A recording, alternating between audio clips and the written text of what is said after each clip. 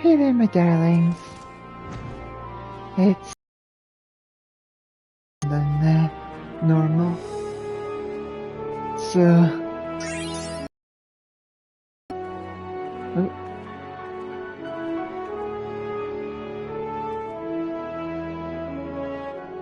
And I'm sure because I put down poem instead of changing.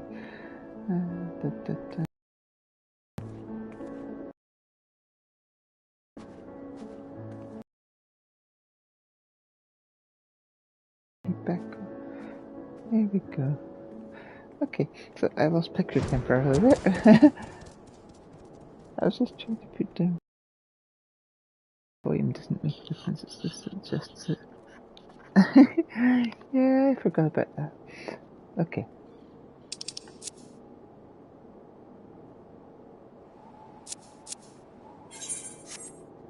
Right, so I'm on about 3 hours later than I should have been. I kind of got kicked off when I went to briefly make a burger. When I was in the queue, it's like I got down to 1,000, and then when I got back after making the burger to check on the queue, it went up to like almost 6,000 again. So yeah, that was fun.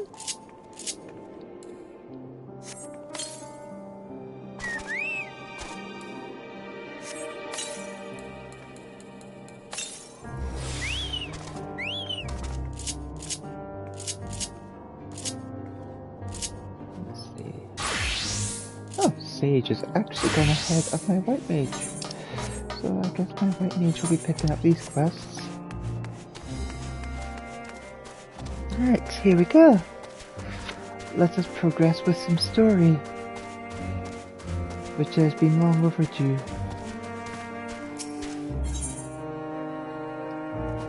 Scouts must excel in keeping themselves hidden, but when their own comrades cannot locate them, there is surely trouble afoot. Please, a moment of your time. A friend who was sent out on reconnaissance has been gone far too long, and she's not responding to her link pearl. Will you help me look for her? I knew you would. Let's split up, and I'll search around the camp while you head out for the lake. If this doesn't work, we'll have to cast the net a bit wider.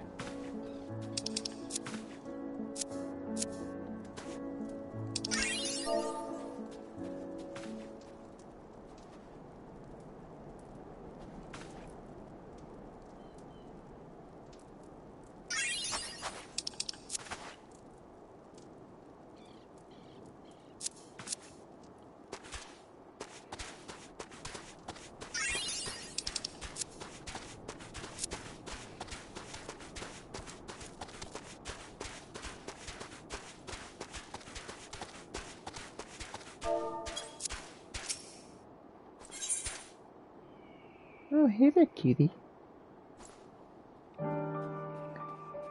Menuki's worried expression rather spoils his otherwise formidable appearance.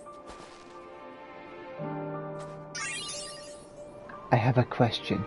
Do I look imposing? Intimidating, perhaps? No, you look adorable. Sorry, you must think it strange I would ask such a thing. The truth is, I encountered a boy near one of the storerooms, and when I called out to him, he ran away at the sight of me. I was only trying to lend a helping hand. Later on, I learned that the place was used as a granary, so the lad was most likely searching for food. Now, thanks to me scaring him off, he probably had to go hungry. I couldn't live with myself if he starved because of me, though I'd fear he'd only run off if I tried to approach him. I wonder, perhaps, you wouldn't mind going in my stead? Here, you might find him more easily with this telescope. May the kami guide you.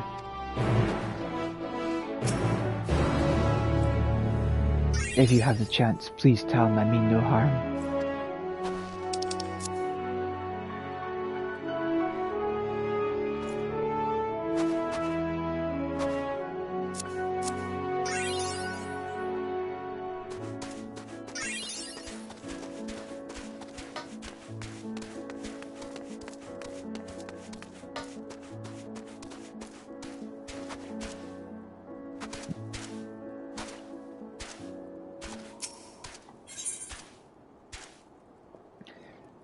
Rimmelord would like your opinion on something. Ah, just who I was looking for. Allow me to introduce myself. I am Rimmelord of Ishgard. I've been put in charge with our arrangement of Tapper's Den, you see.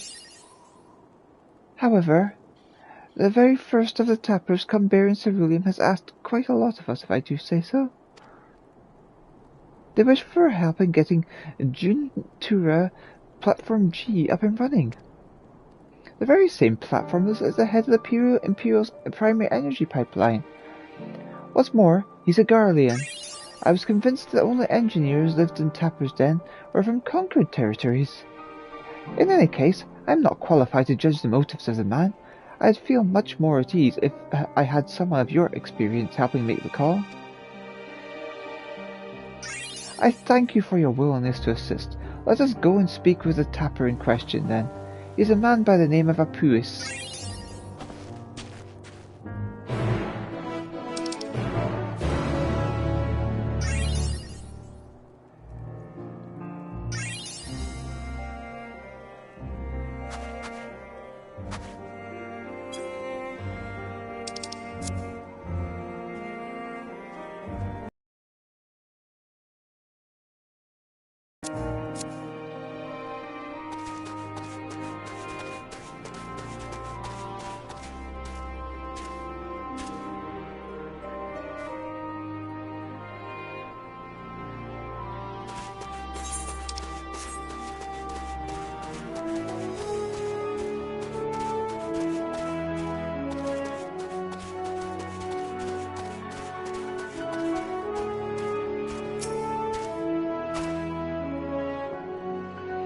I suppose you must be the friend Rimela wanted to fetch.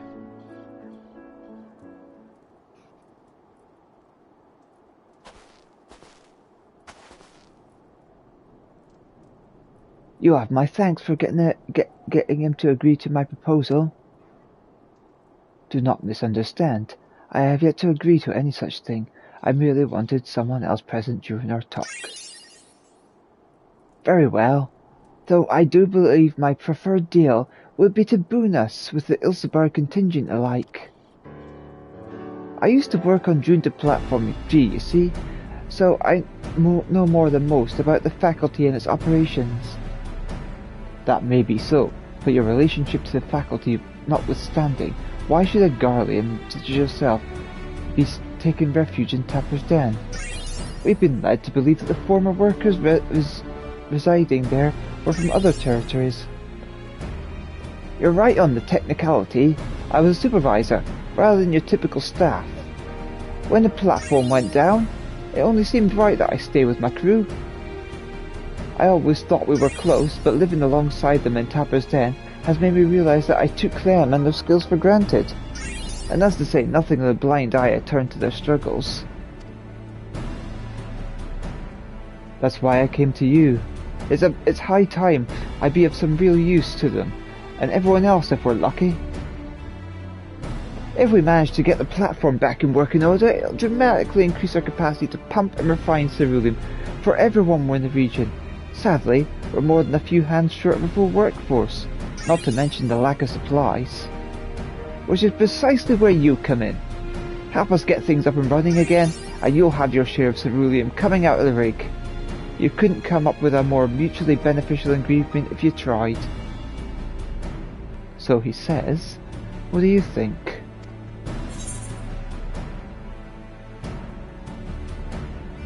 He seems trustworthy to me.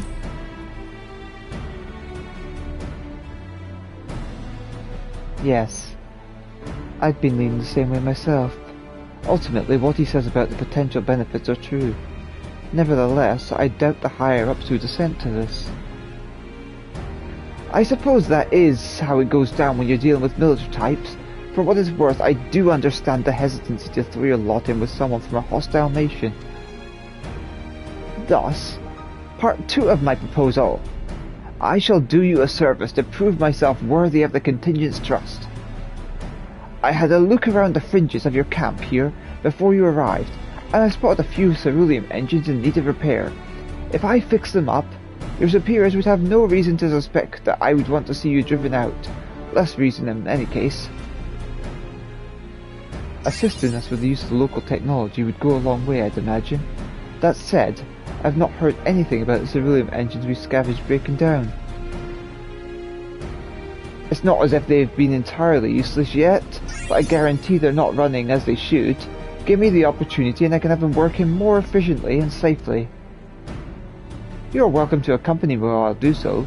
That way you can ensure that I don't get up to anything suspect, and then vouch for me with your superiors. I have no objections.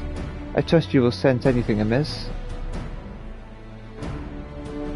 Let us begin with a proper inspection then.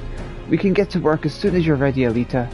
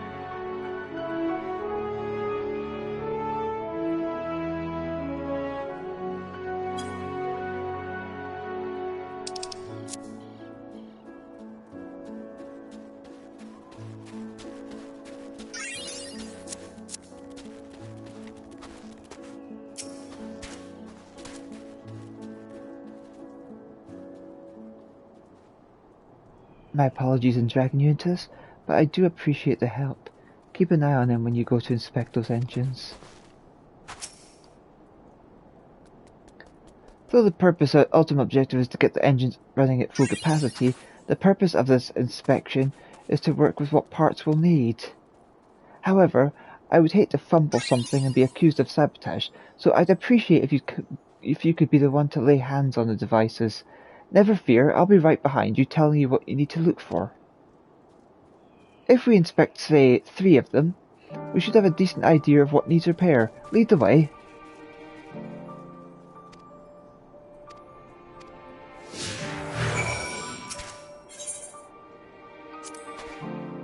Remember, 3 engines in total.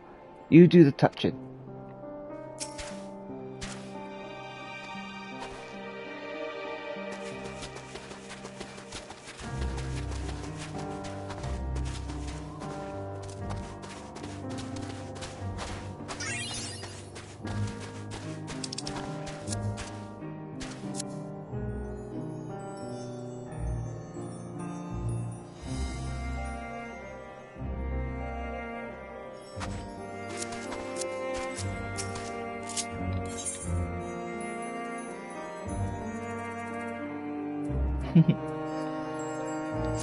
Hello.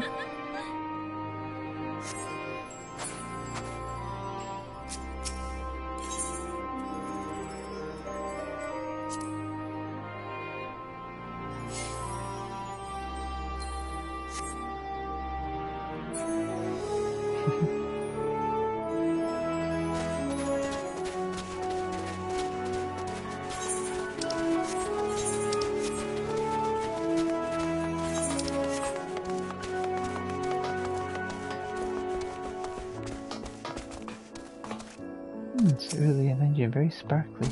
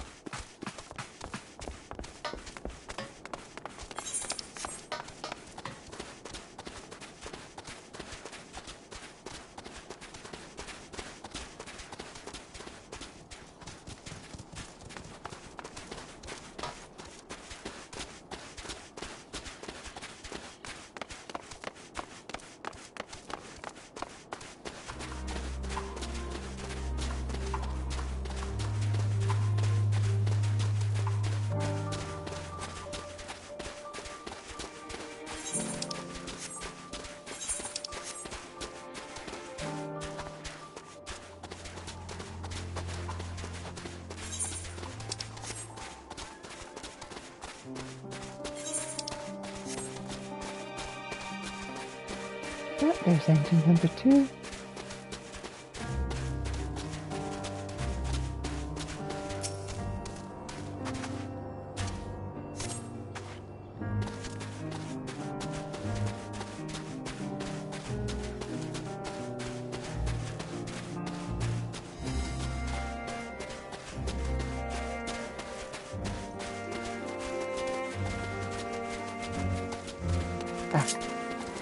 Here's the third one.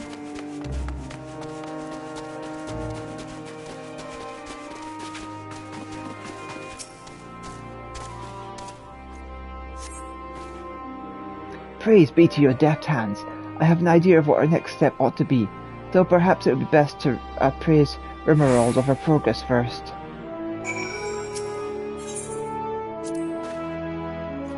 I think I've learned more than enough. Let's report to Rimerald.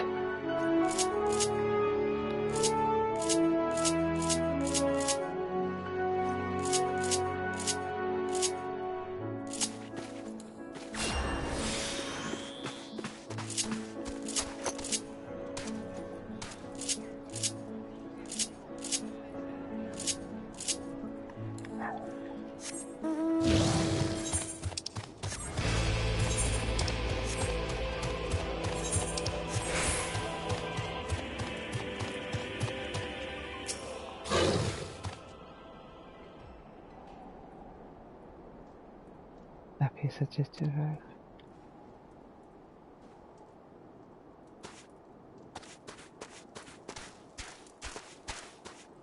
Oh no, where's he gone?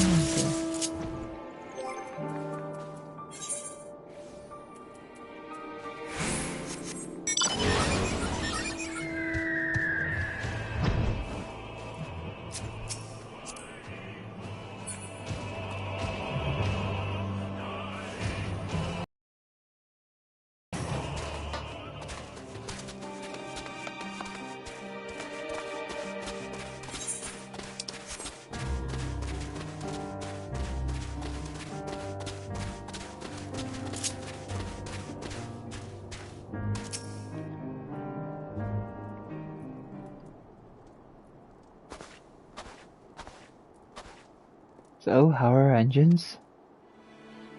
Alas, I fear that each of those we examined are guaranteed to break down sooner or later, should you continue using them in their current state. Surely you jest. I swear it on my integrity as an engineer, you are in dire need of instruction on the proper operation of cerulean engines. You saw the little lamp light up when you touched the switch, correct? That only illuminates when there's an issue with the engine. They were switched off for one element was abandoned, no doubt, which prevented them from burning out, only to let them freeze solid instead ere your lot turned them on. From the state they're in, I can only assume it didn't occur to you to warm them up first. I noticed you have heating technology of your own, but it will do you no good should the engines to power them break. Now will it? You have nothing to lose and everything to gain from my assistance. I am a machinist from frozen climes myself, and what you say sounds plausible enough. Very well. On behalf of the camp, I formally ask you to repair the cerulean engines. I suppose that means I will be taking responsibility if anything goes wrong, so you may as well use your own 2 hands this time. That's the spirit! I knew you'd come around.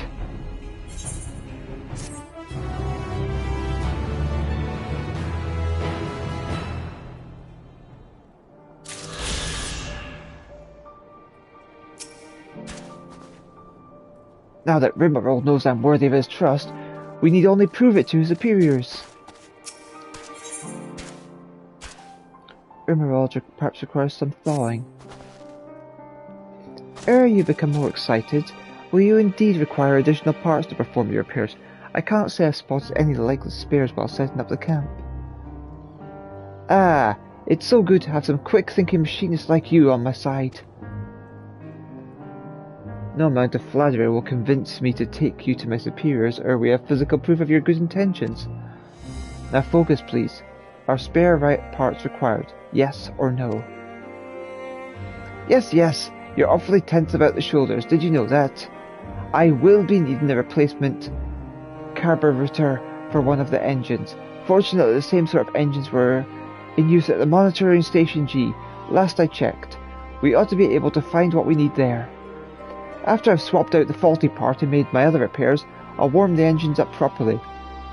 That should clear any cerulean residue and allow them to run at full capacity once more.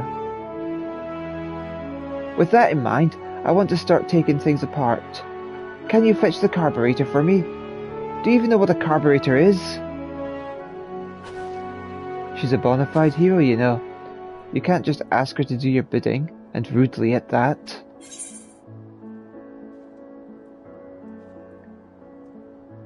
No idea, but leave it to me.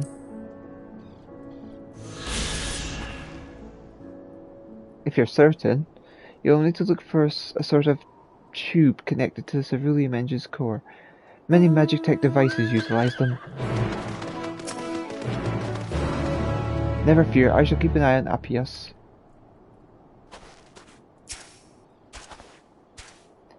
No, it's carburetor. Carburetor.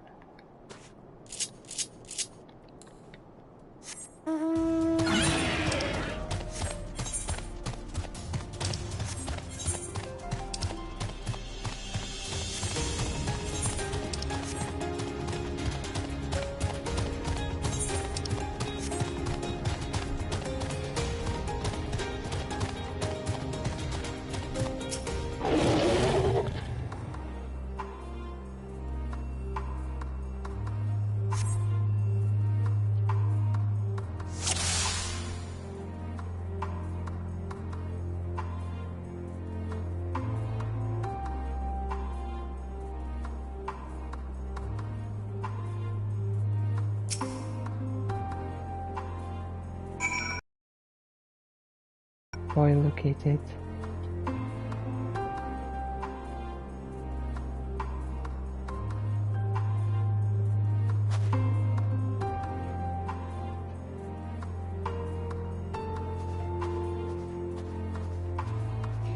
You spot the boy carrying crate in the direction of Liminal Station 4.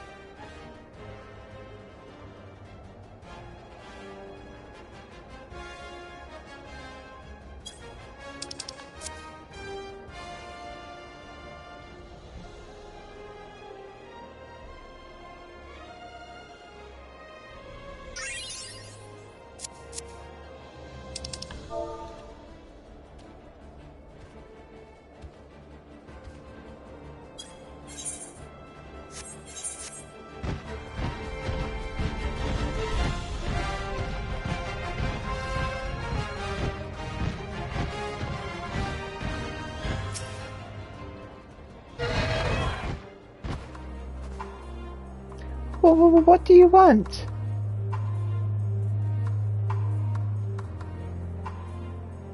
Saw me, did you? Do what? I didn't do anything wrong. Finders keepers.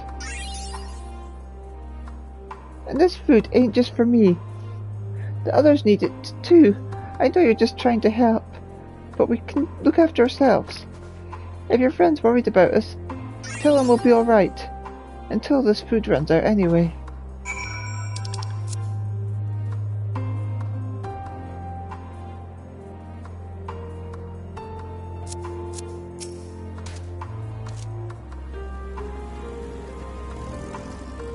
What? No. I don't need help carrying it. Just having a rest, that's all.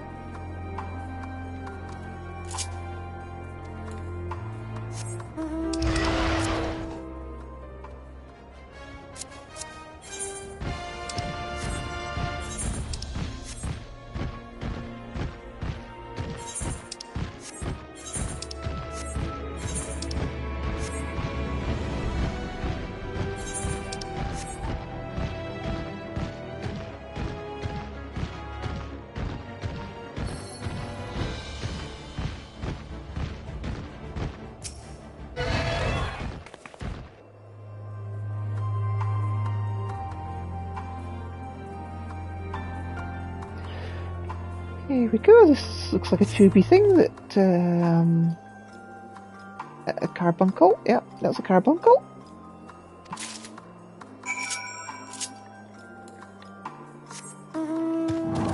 I have the carbuncle!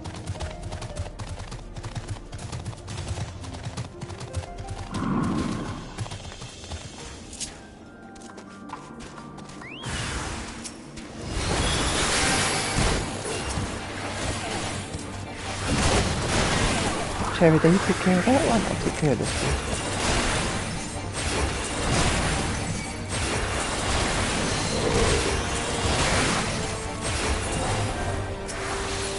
Cherry, go take care of it.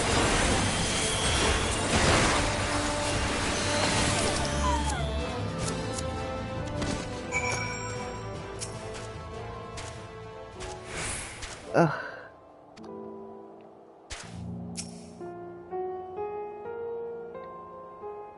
Thank goodness you're here. Never mind me. This man is in desperate need of aid.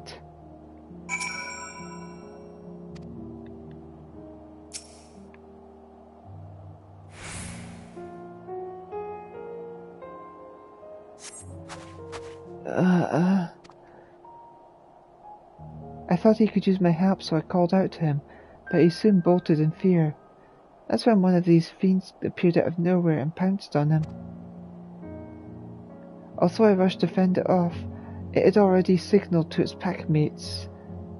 Then just as they had me on the back foot, you arrived. I would have called for assistance if my hands weren't already full, but thanks to your timely intervention I can finally send for troops to take this poor fellow to safety. I'll move him to a more secure location until our comrades get here, while you and I are both perfectly capable of conveying the situation via link pearl. Perhaps it would set their minds at ease if you could also speak to them in person. Ugh. Once he's caught his breath, I'll get him out in the open. I'm sure there's a good hiding place nearby.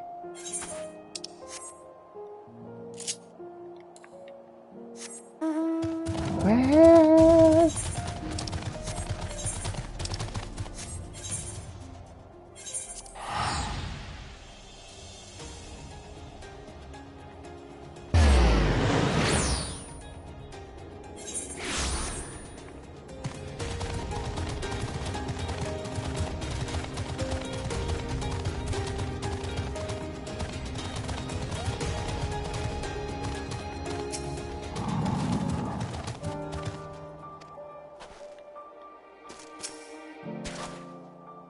And not a moment too soon. Were you able to find an intact carburetor? A key component in any civilian engine that works properly.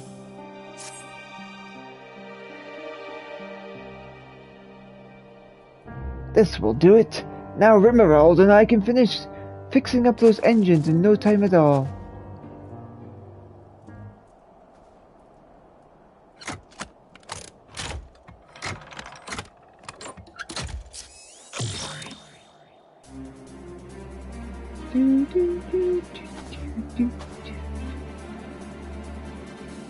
There, everything's in order. These should be much more efficient, and you'll notice they've stopped making strange and ominous noises. I must say, I'm taken aback by your abundance of skills. Allow me to thank you on behalf of everyone here at Camp Broken Glass. Oh, the pleasure's all mine. Happy to be of service. You do seem genuine about that. Tell me, do you have some sort of connection to Camp Broken Glass? In a way. I hail from Maternum, as it happens. It was a village here, precisely where your camp is now. It acted as a checkpoint for those visiting the capital, but was also home to the rigs workers and our families. Obviously, much has happened since I last could call this place home, but in my heart of hearts, it always will be. I must apologize. We've effectively occupying your home. Yet placed the full burden of proving good faith in our dealings upon you. Oh no, I couldn't blame you for that. We hardly had a viable alternative to abandoning Laturnum, knowing we could never defend ourselves against wandering bands of maddened soldiers. But that reality is no more your fault than ours. Even if you vacated right this instant, I doubt many of us would return. We simply don't have the resources. Until Juneta Platform G is back in working order, that is. Truth be told, your presence here is what has me daring to hope.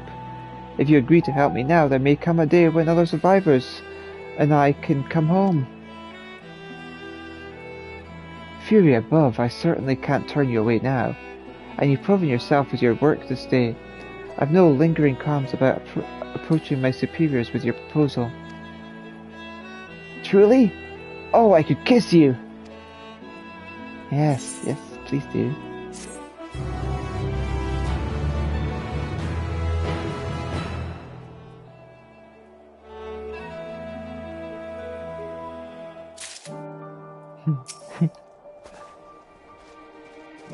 Perhaps I should temper my expectations, or is it better to remain positive? Quick, tell me, what face better endears you to my cause? Rimerald is now surprisingly keen to get the platform up and running. If there are no objections, I will speak to the quartermaster about getting the necessary men and supplies for this operation straight away. He's stationed just over there in the pavilion. Could I trouble you to accompany me? It might happen if another can testify to Appius's sincerity and competence. Great idea! What are we waiting for? One would think he didn't have a care in the world. Let us pray that Estelot is amused rather than irritated.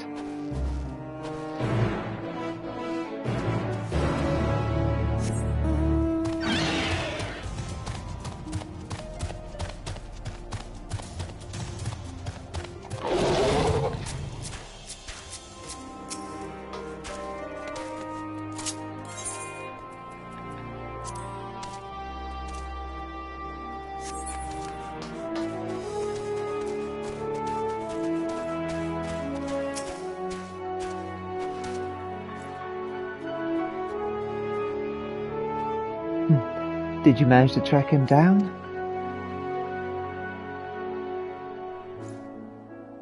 That's a relief, though his outright refusal of our help is concerning. We came here with the best intentions, but barely a moment's consideration for how the people of Garlemald might feel towards us. I suppose it's only natural they'd be wary. If they won't accept our aid, we can still make their lives a little easier. We'll start by making the area around the granary safer, so they can gather food whenever they please. Here, I'd like you to have this for giving me peace of mind. We Dolmens overfeed into their Zorsni allies, and I was one of the many to volunteer for this endeavour. We'll be glad to lend our assistance wherever it is needed.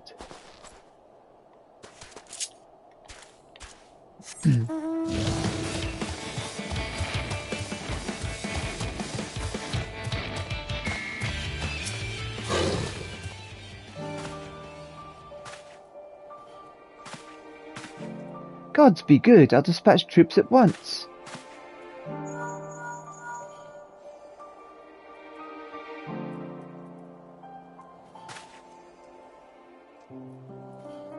We're lucky you got here when you did, though. I wonder what drew the civilian to such a dangerous place to begin with. Perhaps he was in search of supplies. I doubt he'd find much food in that particular area, so it must have been fuel he was after. If I were him, I'd try that enormous extraction facility on the lake, but it sounds like he was hoping to get cerulean from the water itself. Seems like a tricky task at the best of times, although I expect the folks around those parts have their methods. If so, they could probably stay holed up for months on end, providing there's enough food to go around. Well, main thing is that he and my friend are no longer in any danger. I see now that you're every bit the hero people say you are. Not that I ever doubted it. Many of us took quite a beating on the Magna Glacis, but we all helped each other hobble through the snow and wind, sparing never a thought for which delegation we belong to.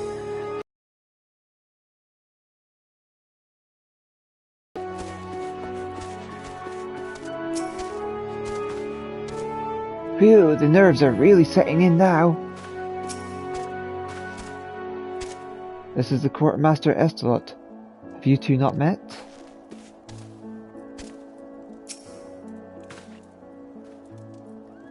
Ah, Rimmerald. I see you brought Mistress Draconia and that envoy from Tapper's Den. Yes.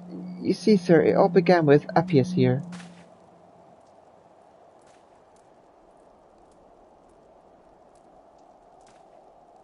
I see. It would certainly be a boon to us if the platform was restored to working order. No doubt. So you'll agree to help? On one condition. You must first confirm that the platform can be reactivated. We aren't blessed with a surfeit of personnel and resources, you know. Thus, are reaching out to the tappers to begin with. We cannot waste time and manpower on operations with little chance of success. Rimmerald, you are tasked with assessing the current state of Junturna, Platform G, as well as the precise resources we would need to commit to reactivating it. I shall make my final decision on how to proceed, only once I am fully abreast of the situation. Yes, sir. In that case, Elita and I will accompany you. You really ought to stop making decisions on Elita's behalf, but I would be really glad for the company. Meet us at Junta Platform G if you would. Appius can help me carry the equipment.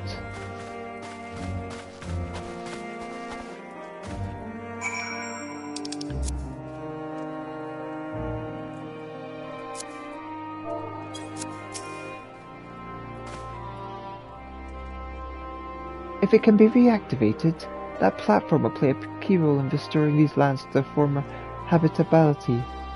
I pray you return with good tidings.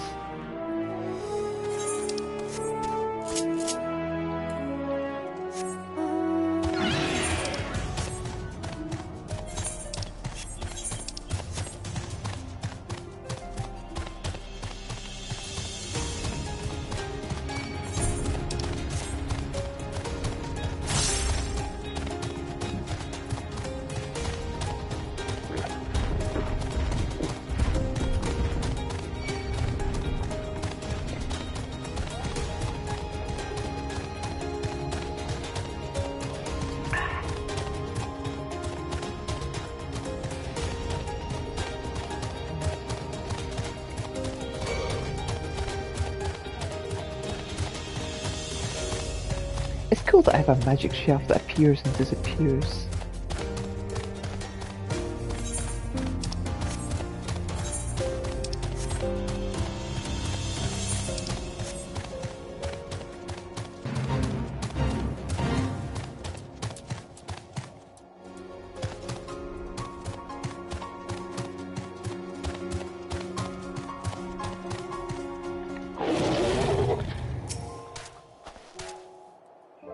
It's an Imperial facility. To be sure, garish if you ask me.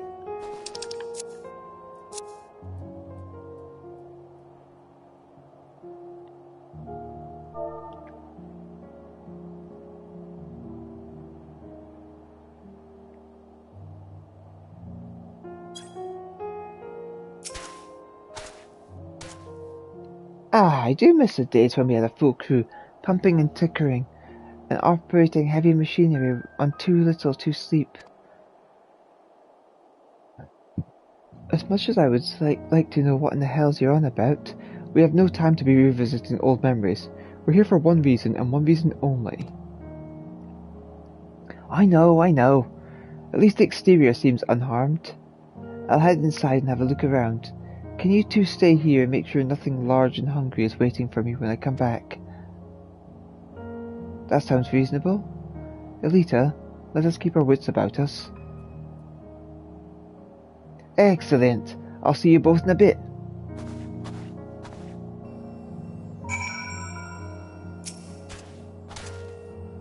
Not exactly warm out here, is it? Nevertheless, we must stay focused.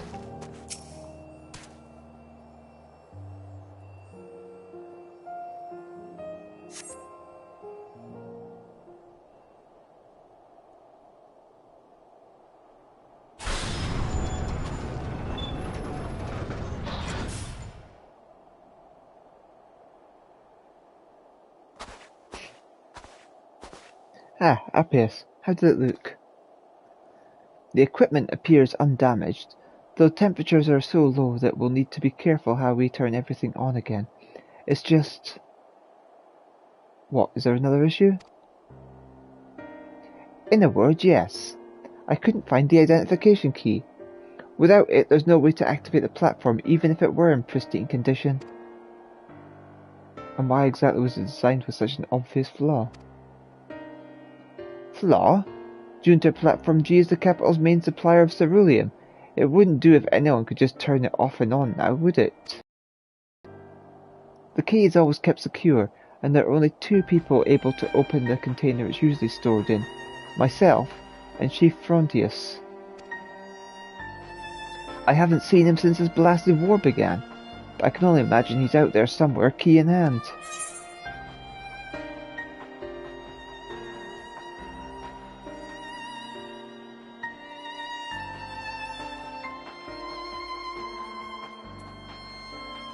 Which means he avoided being tempered.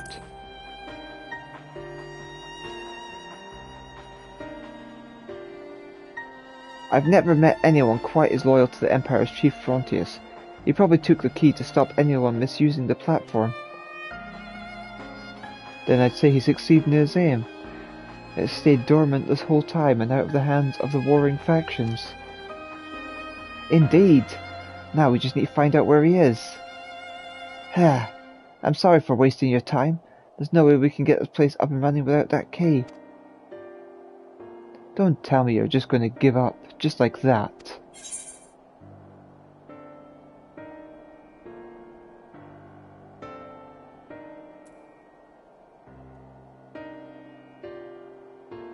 Not after I found a carburetor for you, you don't.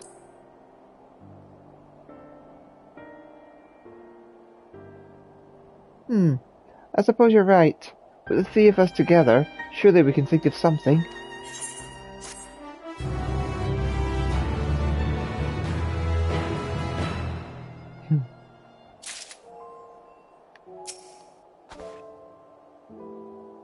I appreciate your optimism, but how are we going to solve this problem? Emerald has precisely one solution in mind, which is notably better than zero. Is there really no way to bypass the mechanism that the identification key interacts with? What exactly do you mean? I work at the manufacturer in Isgard. I once watched my superior, as is his way, dismantle a Magitech armament and put it back together again. He succeeded in bypassing the verification mechanism required to activate the machine by rewiring it. I was wondering if something similar wouldn't be possible with the platform. That's something a second-rate thief would do.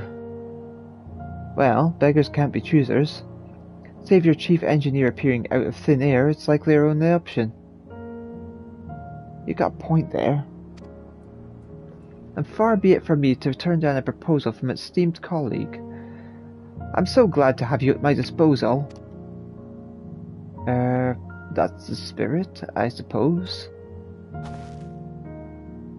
I shall return to camp to inform the quartermaster of our plan. He should be willing to spare an external power source and a few other tools if I vow to return them soon. Perhaps even some extra pairs of hands. That leaves me to open up the control panel and rearrange a few things before Rimmerall returns. In the meantime, I'd thank you to keep an eye out for anything that might eat him on the way back. There were never so many beasts around before, but they've gotten a little comfortable with us traipsing back and forwards on the ice. A little too comfortable if you ask me.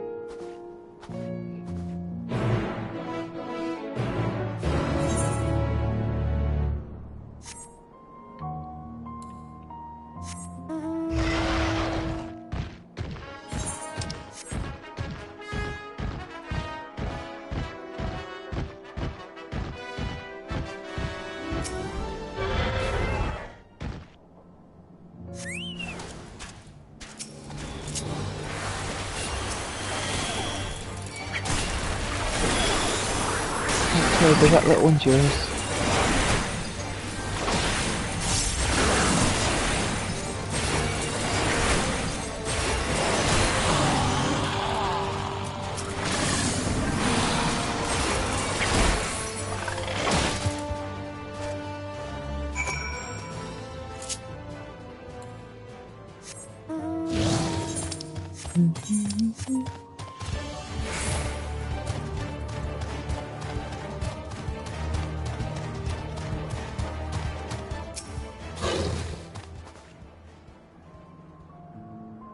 I've done all I can for now. I even caught the end of your little battle with those creatures. Spectacular!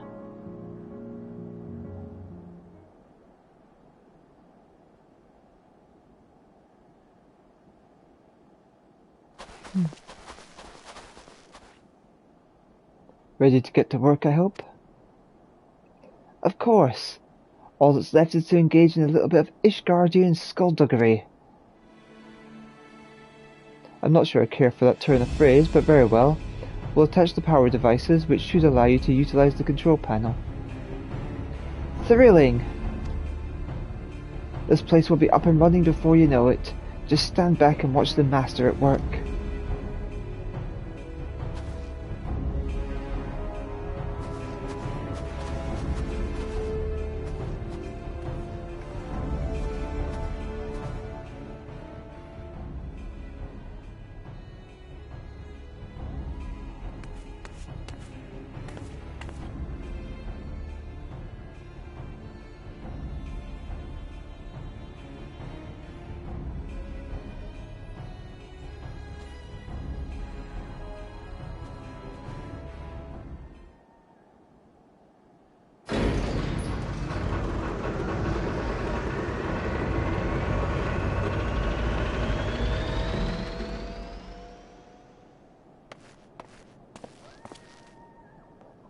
It worked, yes?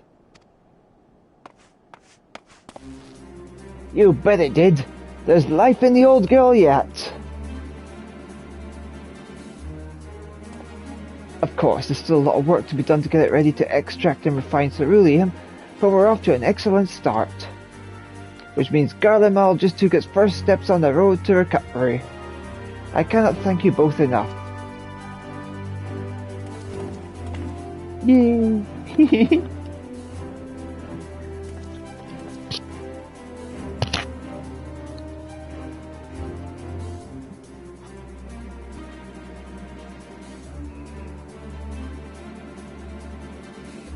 do do do do.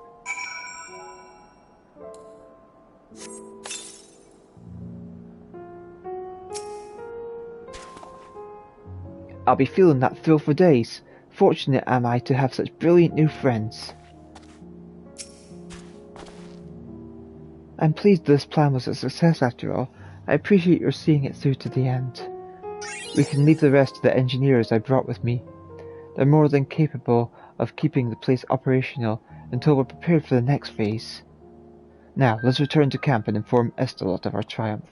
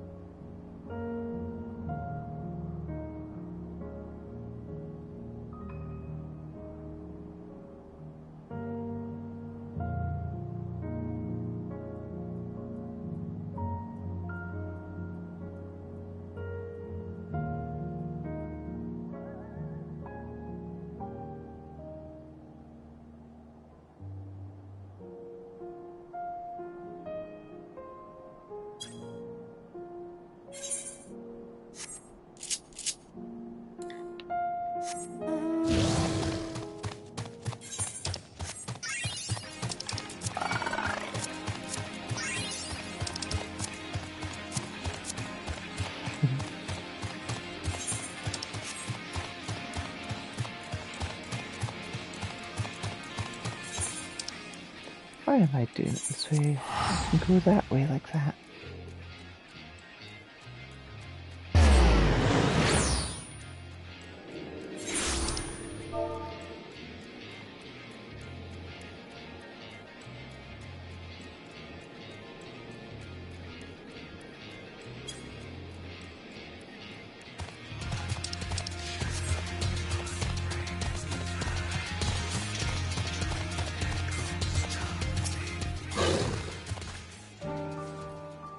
Ah, good to see you again. I was just wondering when I might hear about how you fared with the platform.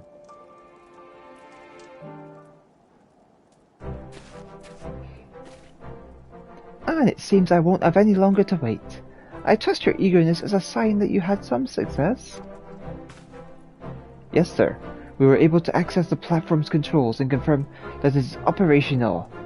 There are still some adjustments to be made, but I imagine it won't be long until it's fully operational. Splendid! If the camp has a supply of energy, we can begin rebuilding throughout the region. It will doubtless give succor to those in Tapper's Den, and the capital proper as well. One of our goals when we first came here was to improve the lives of those that still call this frozen land home, and you have made a great contribution towards realizing that ambition. Thank you, sir. I certainly wouldn't have made it this far without your genius. The days when Garl and all looked forward towards a bright future seem distant now that the snow and frost have reclaimed their dominion. But I, for one, am ready to embark on the same journey that my ancestors once did, and build a new home around the warmth of a cerulean frame. I am certain that when the time comes, I shall be proud to know that I worked alongside you. I must thank you as well. You have taught me to listen with sincerity to the words of those who I would otherwise have unjustly scorned.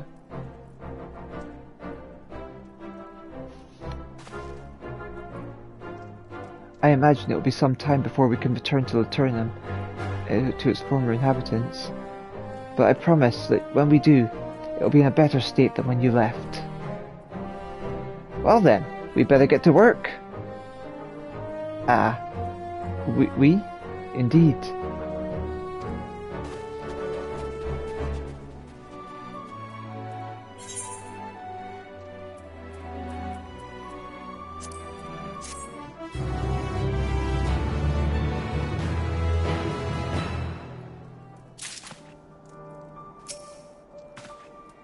I'm the quartermaster here. It's my job to make sure the camp remains both well supplied and well maintained.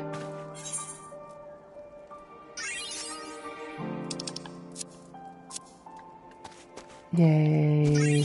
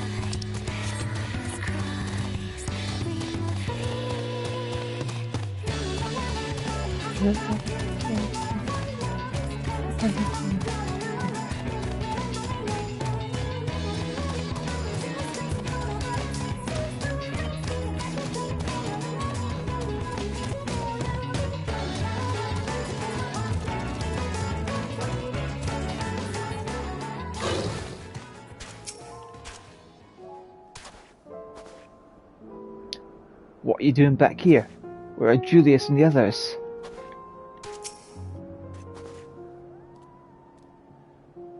Oh, I did not expect to see you arrive so soon. There's been a development. Perhaps you best see for yourself. 'Tis a comfort to see thee none the worse for thy recent ordeals.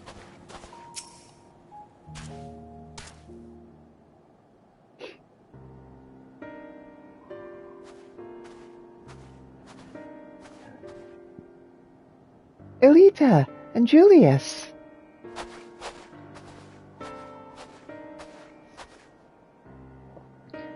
We arrived just before you did. And too late.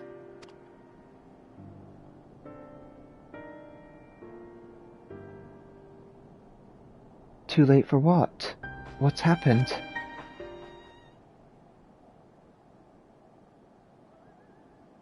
It's Lord Quintus. He took his own life.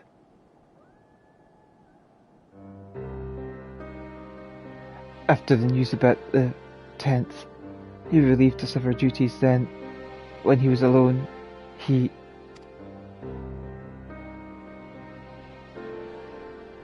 No, he wouldn't.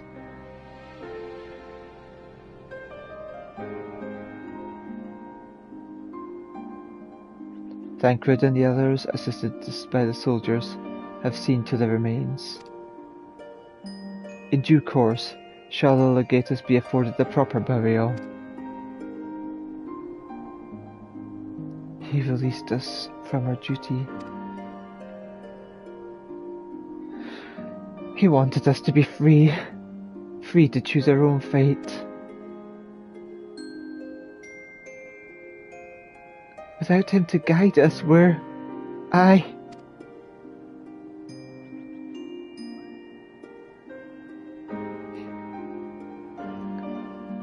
have just this moment spoken with Lucia. We are ready to commence the transfer of the refugees here to Camp Broken Glass, should they be willing to accept our aid. Some would rather die, but most of us just want to live. Songs and standards be damned.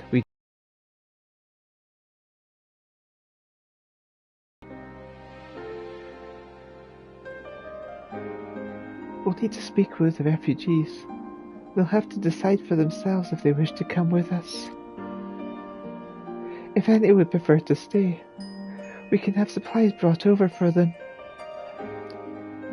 It'll be a hard journey for the others, but we'll see they reach our camp safely.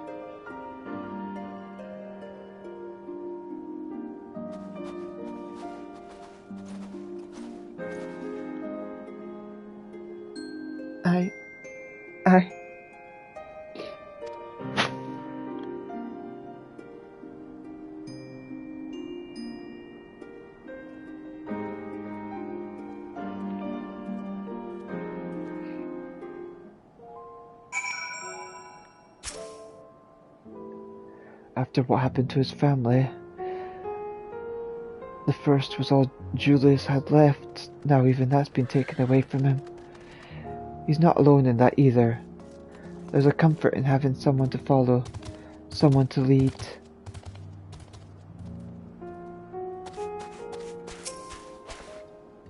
To think we'd end up taking the First Legion themselves, or what remains of them, into our care. Not so long ago such a thing would have been inconceivable. But these are strange times indeed.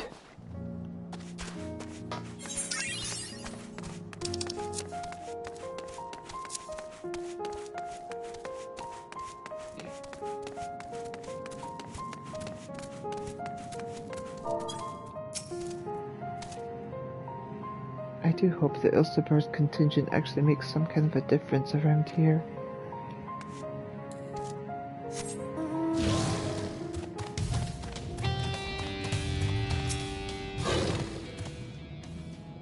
We've the roads covered, don't you worry. Things may get chaotic out there, but we'll just take it slow and steady as you can, alright?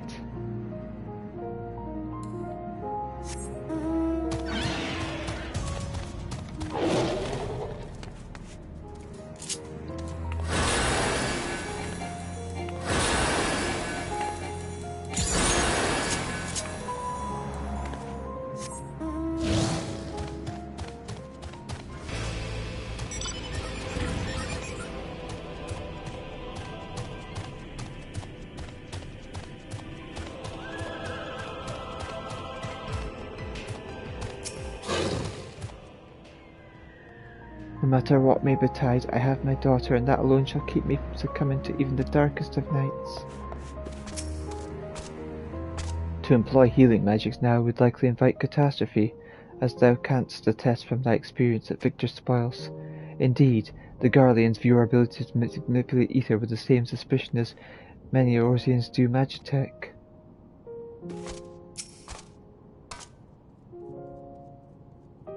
At least the pain proves I'm not dead yet. Our pride, our culture, our knowledge, all of it gone.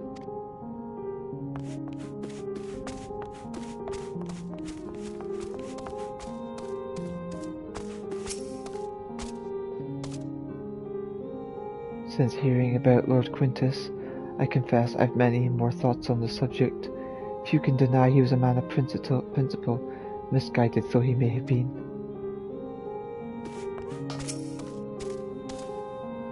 Everything's going to be alright now.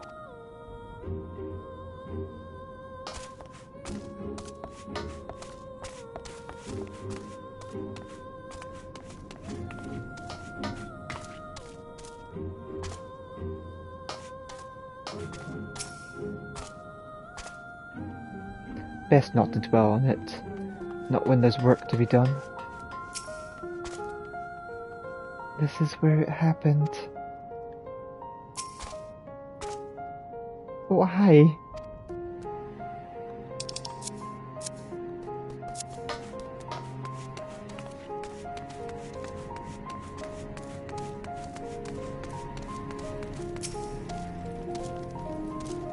Try as we might, any words of comfort we may offer are like to fall on deaf ears. We are but strangers from foreign lands, perhaps in their eyes the cause of their suffering to begin with. Nevertheless, we mustn't give up.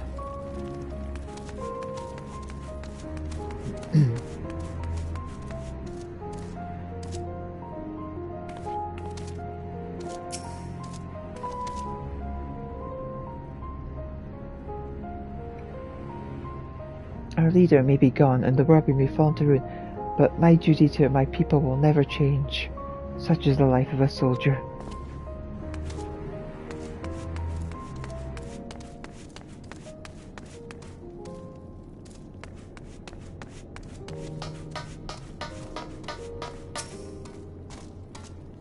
I'm still trying to get this etherite working again. If nothing else, we might be able to reach other parts of the city to scavenge for provisions.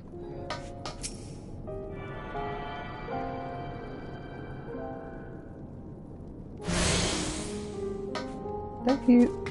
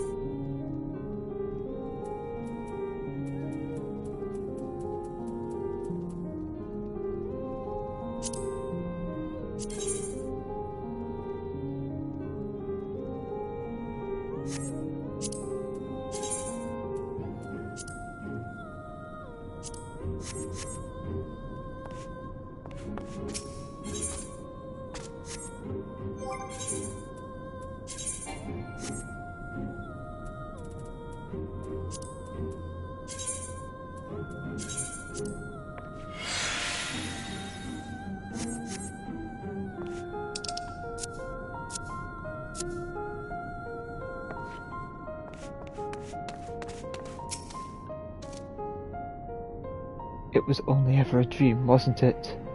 To think we could reclaim it, rebuild it all ourselves.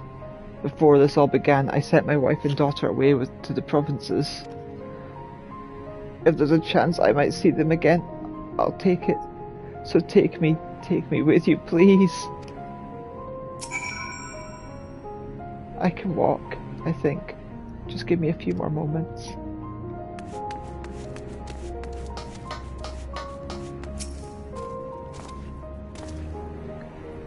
Well, got the aetherite sorted in the end. All it took was a few adjustments and now it works just as well as it ever did.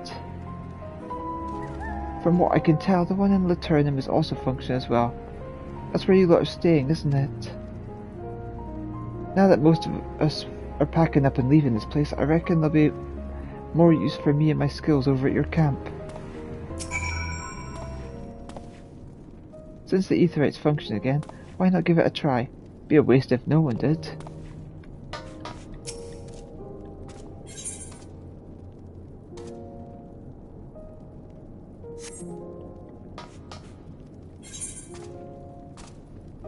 Oh, where's all these quests come from?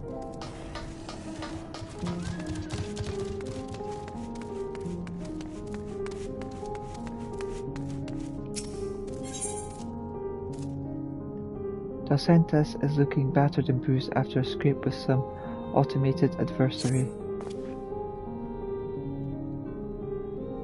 What do you want? Hold on, you seem a rather dexterous sort. Perhaps I can persuade you to take on a task for me. I trust you're aware that cerulean tanks can be salvaged from down Magitech weaponry. Yes? Excellent. As it so happens, I have just finished scouting the perimeter of the station, looking for any machina that aren't yet completely destroyed. I thought my work done, but word has reached me that some more machina have recently come to a grinding halt nearby. As much as I would like to investigate this report, I worry the things may not be completely out of commission, that they may have life enough left to make a killing blow. If you're willing, search the area northwest of the station for dormant war machina and pilfer the tanks of cerulean for me.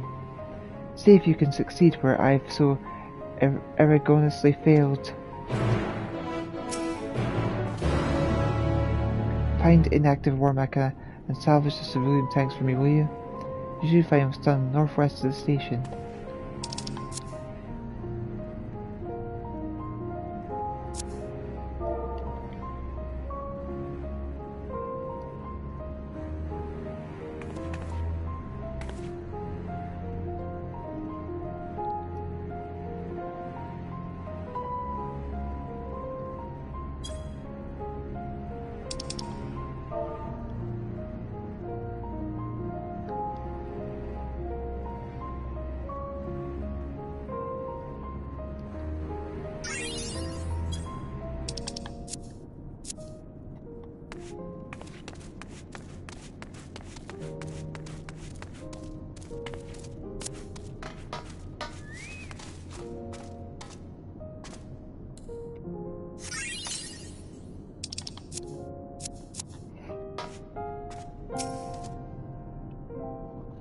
Retired Magitech engineer. A Magitech engineer is tinkering with things of a rather dangerous nature. You there, yes, you. You can't hide those hands from me. I can tell they've seen their fair share of hard work. So, what say you to doing an old engineer a good turn, Little doubt you've noticed the terror in these mindless Magitech drones inspire among people here. All that indiscriminate killing and whatnot will do that, I suppose. I mean to fiddle with those nasties' innards, repurpose them to our ends in some manner. Which is where you come in, my new friend. Capture for me an automated Magna Rotor. A Cermet chain ought to be enough to tame the Machina menace. Provided you have brought the murderous thing to heel first, go with you. Let us see if you have grit enough to bring me what I ask. What are you waiting for? Off with you. Break that wretched thing's automated spirits and capture it with the Cermet chain. I look forward to seeing how you fare.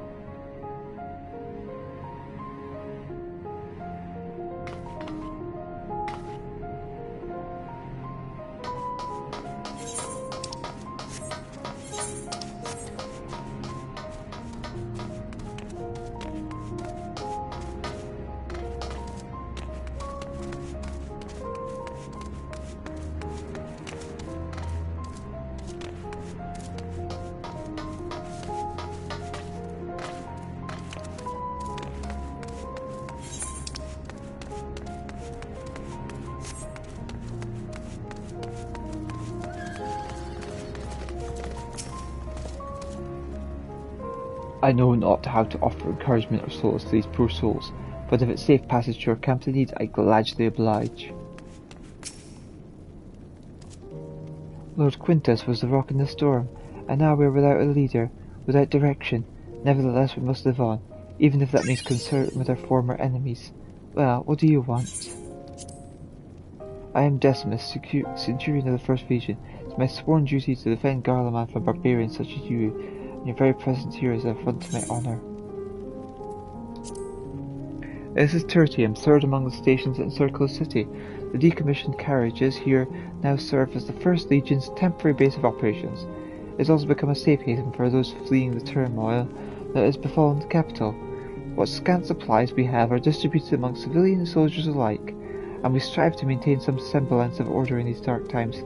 Our true objective, however, is not merely to survive, but to reclaim our home. We have no time to deal with your band of savages, and if you dare to interfere with our affairs, we will not hesitate to cut you down. Okay, I was trying to help you.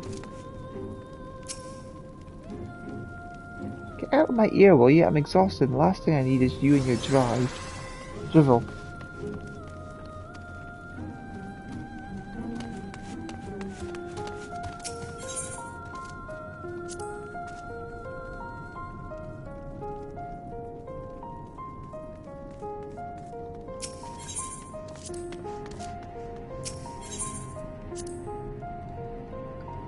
Like any son of Garlemald, I mourn the loss of the late Emperor, but I won't go on sacrificing myself in his memory.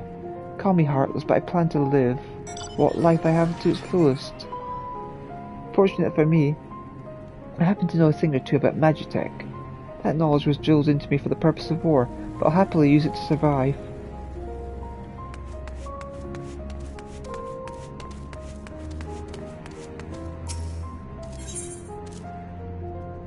A temple knight at the station has bowls of piping hot soup to deliver, though they are in danger of becoming tepid before reaching the hungry.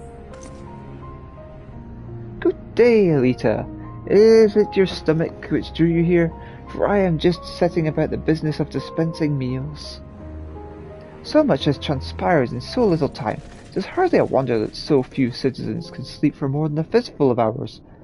And that's why I have taken it upon me to feed these people with an Ishgardian soup, one that has always helped calm my nerves when I was a child. Though it won't fix all that ails the poor souls, it may prove to some comfort.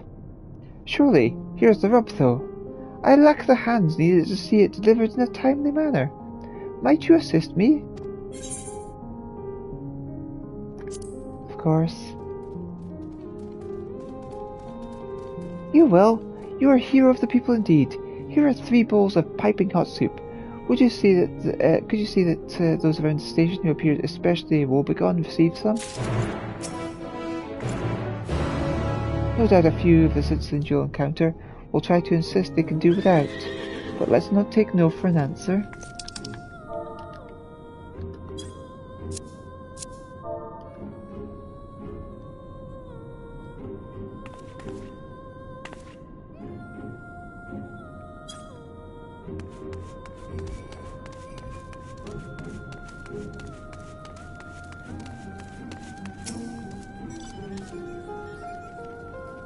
What in the world is that? For pity's sake, get that away from me. You'll make me sick with that foreign trash you louts call food.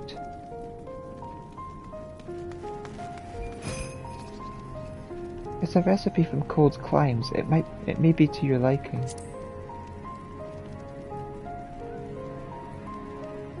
Oh, enough. What are you? Some two-gill salesman?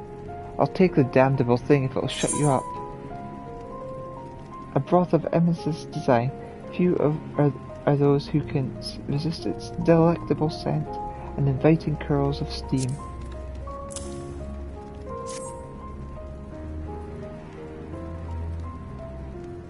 Nom nom nom. Oh my, that is nice, isn't it? And so warm. The hells are you looking at then? I got my food, now off with you. What, afraid I'll run off with a bowl, are you? I'm not that hard up as to resort to stealing. I can get it back to the cook just fine on my own. I told you I'd get the bowl back to you later, didn't I? Just want to make sure I don't even leave a drop behind. This is good stuff.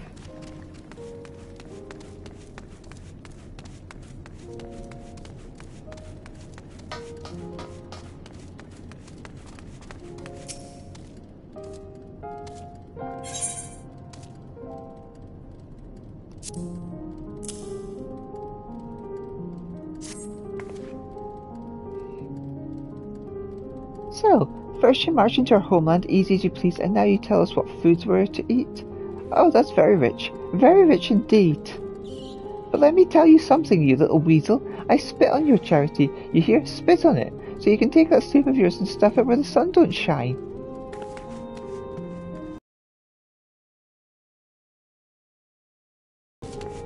Okay. I was just being nice.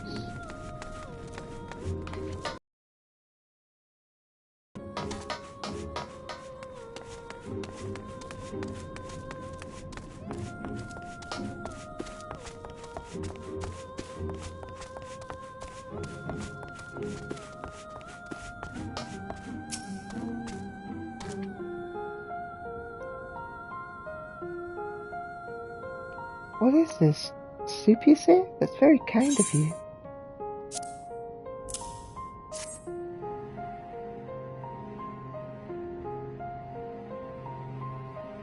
It's been far too long since I had a hot meal. Can't rightly remember the last time. Let me guess. This is an Ishgardian recipe, isn't it? My mother used to make something similar once upon a time. It was a red soup, well known in these parts. Thank you for bringing me this reminder of happier days. Days I hope to see return to our country. Someone's providing soup to the hungry, are they? How very charitable. Perhaps they would like some help.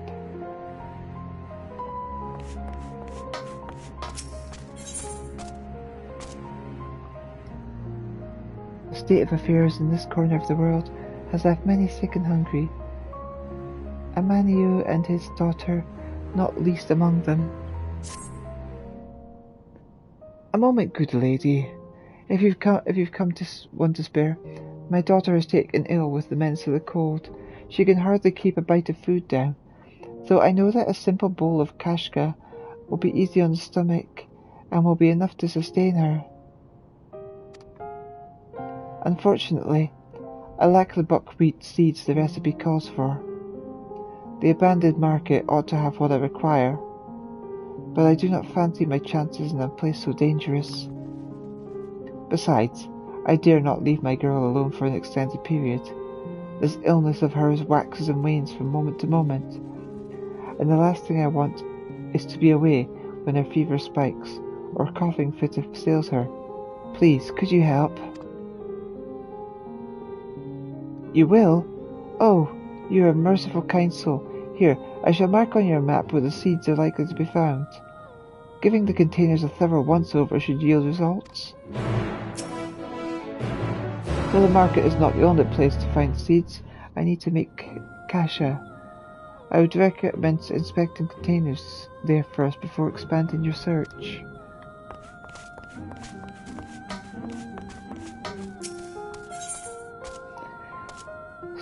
Spurious isn't in the mood to brighten this dreary place up, though he lacks the materials necessary to do so. There's something about the darkness that just deflates the spirits, wouldn't you say? We have plenty of lights, yes, but they use the same fuel as the heaters, and not freezing to death places somewhat higher on the agenda than making the place look nice.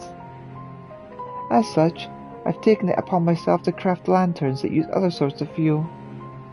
I was once upon a time, a technician in the Imperial Army, so provided I have the glassware, I'm more than capable of the task.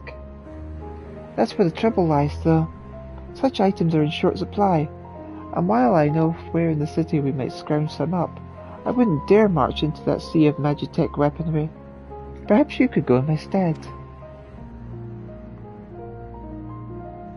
Just northwest of the station you'll find a tavern and a perfumery, or what's left of them anyway. Somewhere among the ruins you should be able to find wares sustainable for lanterns. Unfortunately, the whole place is crawling with Magitech monstrosities. but you look like you could handle yourself. There should be a few good pieces of glassware remaining somewhere among that rubble, surely.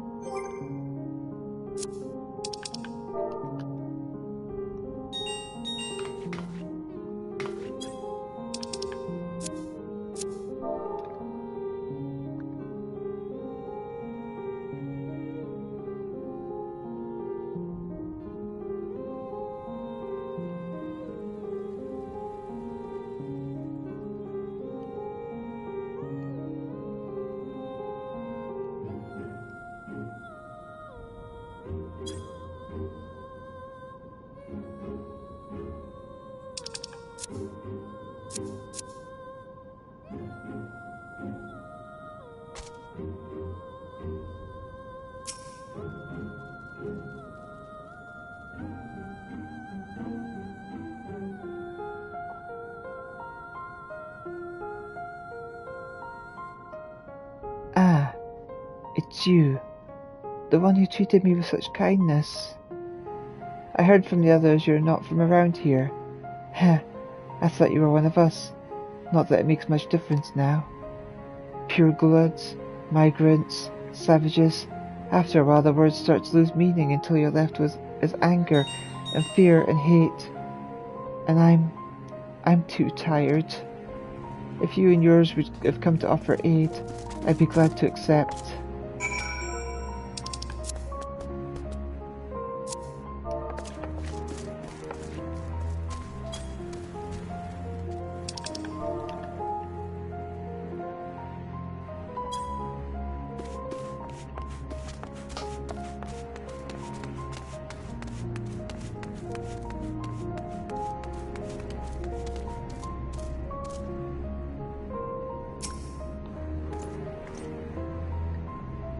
Ah, there you are.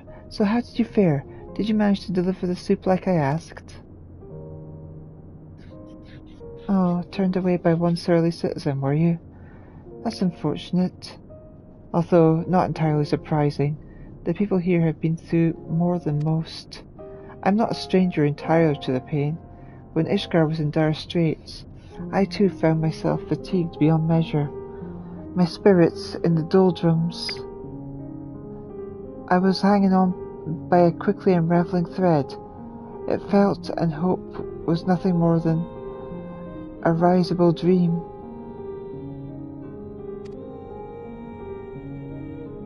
But it was at the holy stables when a woman, one I had never before met, offered me a simple bowl of soup. I was in such a dark, foul mood at the time, but one sip was enough to turn my whole world around. I felt alive again, like I had purpose once more. I thought to emulate that charity, do for these people what the kind lady did for me. But you know what they say, even the best laid plans and all that. Well, I won't let one factious local dampen my spirits. I'm only sorry you had to deal with them.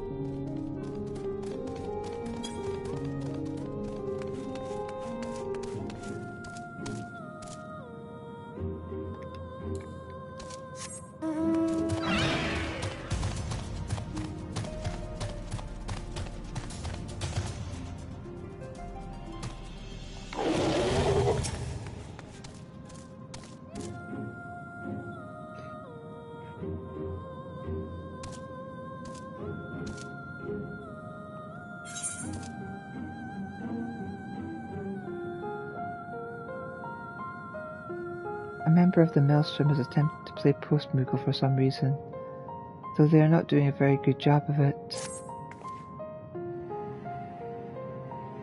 Why, if it isn't you, the Warrior of Light herself! The Navigator was good to bring you to us, for we've on our hands something of a conundrum, one perhaps you can solve for us.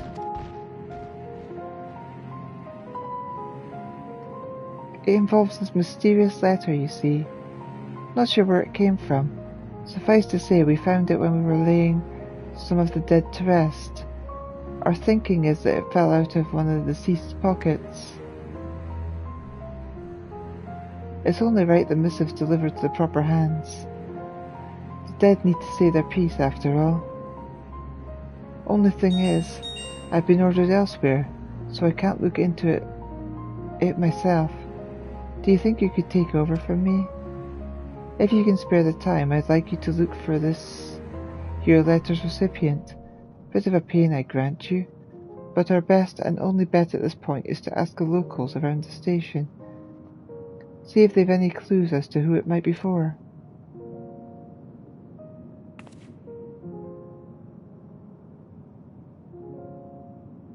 If you do manage to find to whom it's addressed, let Atelico know. I'll make sure to bring her up to speed on everything we've discussed here before I have to move on.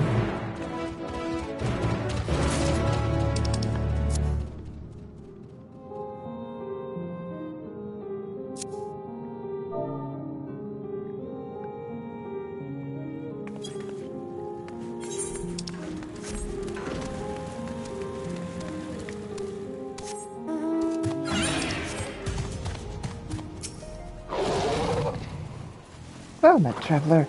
Might I interest you in the Chocobo Porter? Ah, do not tell me this is your first visit to the stop. I shall update my register with your name, so that you may access this location in future.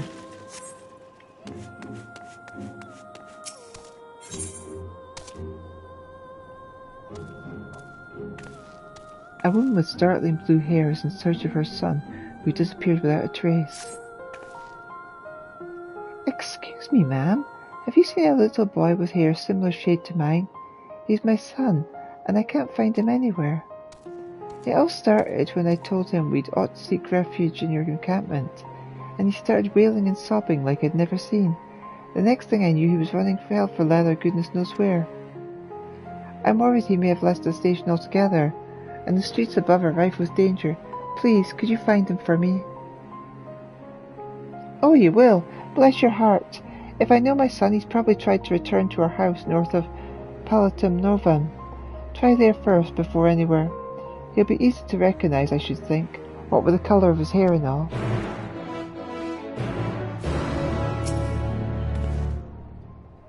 I will try searching the station again just in case, though I bet anything he's gone back to our house near Palatum Novum.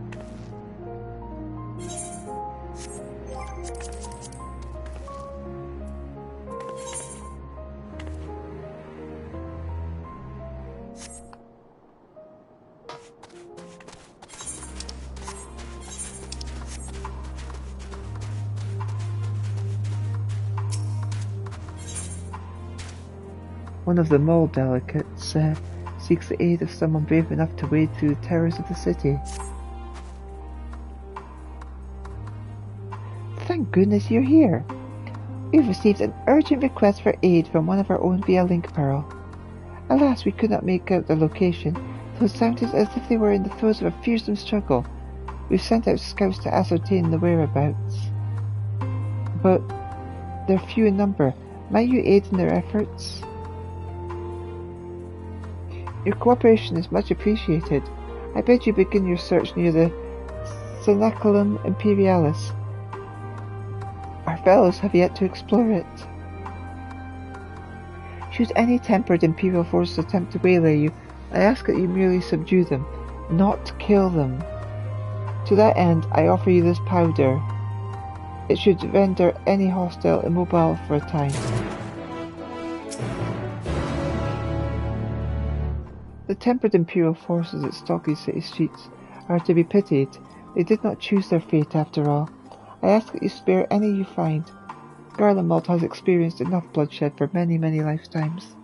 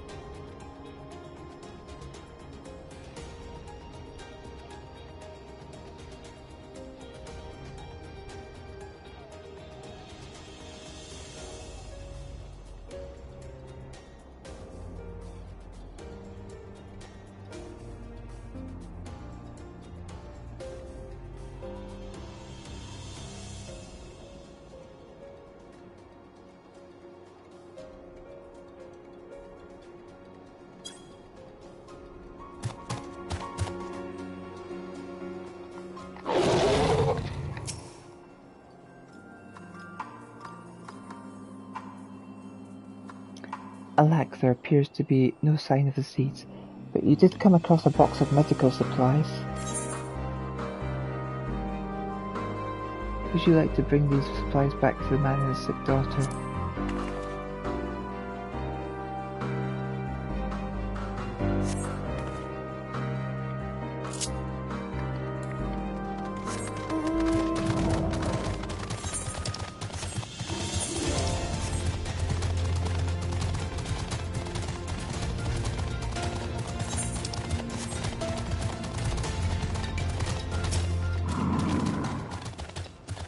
There are no science seasons here. However, during your search you stumble upon a stuffed toy bear. Yeah, she could do with a nice little teddy.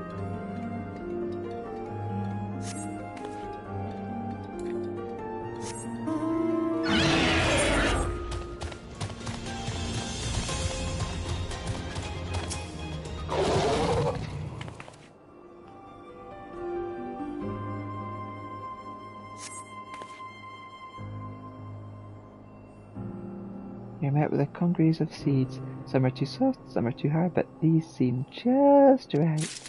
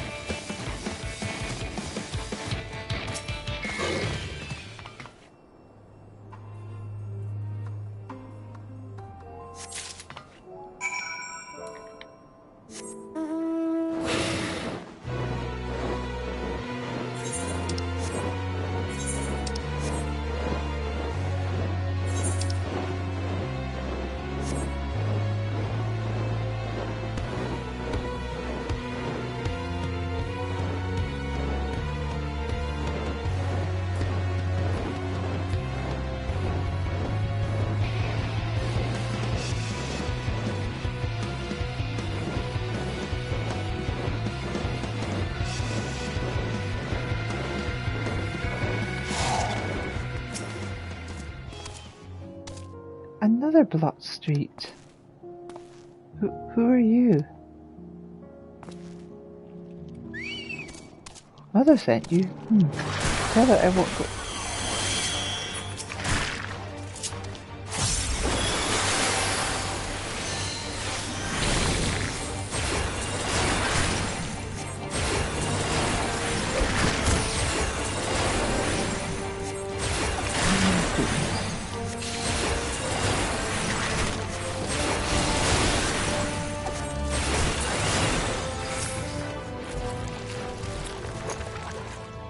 Another Brock Street.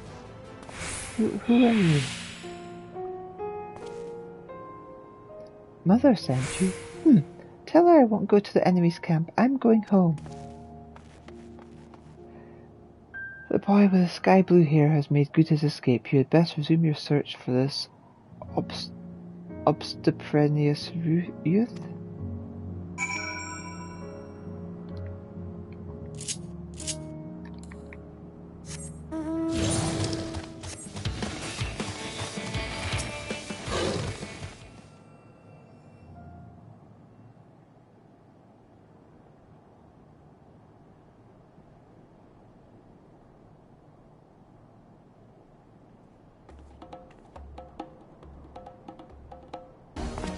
Stop following me!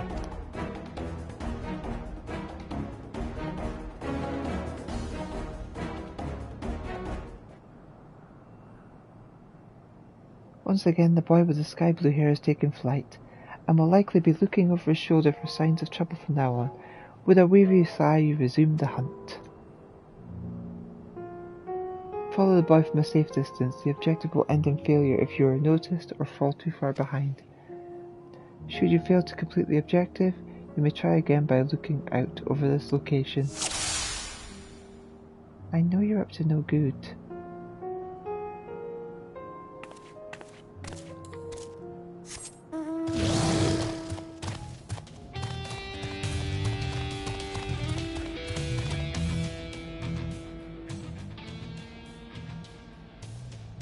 Gasp, perhaps I lost her.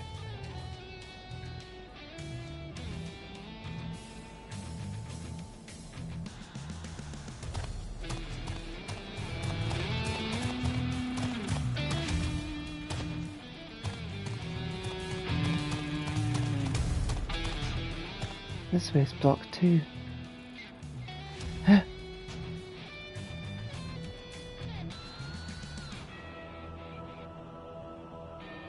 I'm going home no matter what.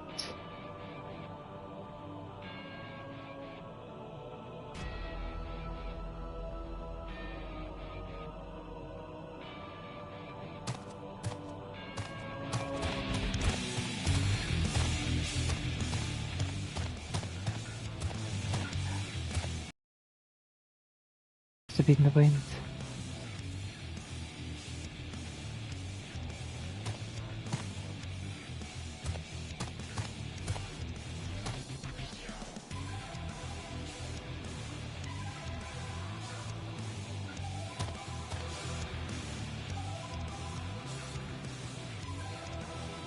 Perhaps I lost her.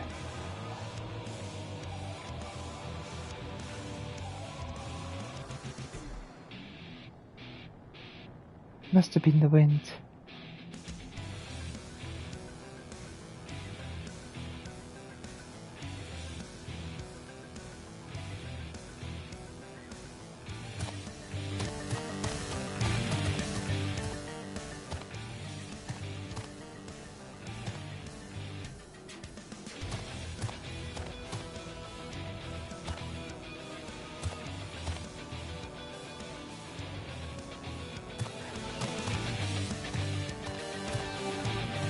Is someone there?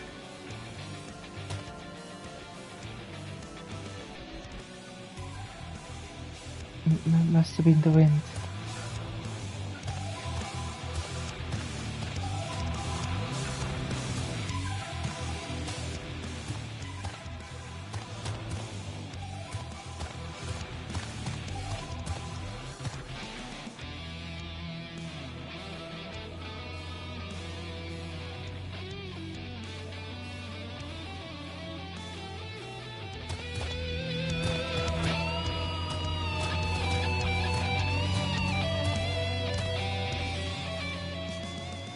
This can't be.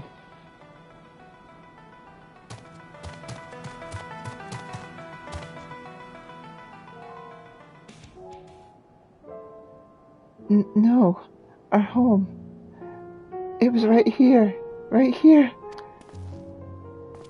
You again. Leave me alone. I'm staying here to build a new house. Bigger and better than the old one. The child has escaped your grasp yet again. Though this may be as construed as a particular tiresome endeavour, remember that he is only a child and knows no better. You should find him before he comes to harm.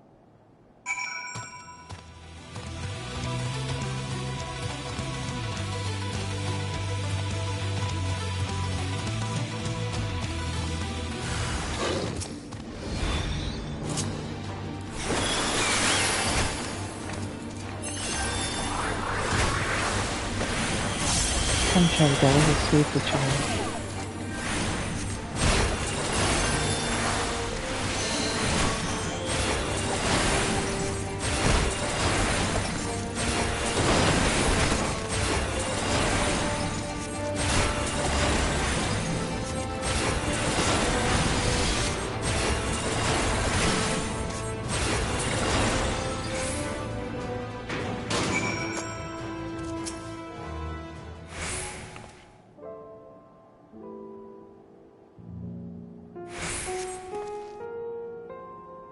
Why do you care so much? We're enemies, remember? Why are you trying to help me?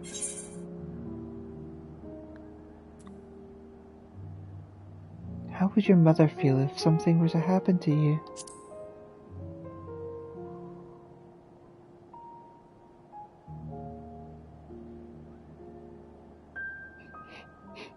I don't care what you say.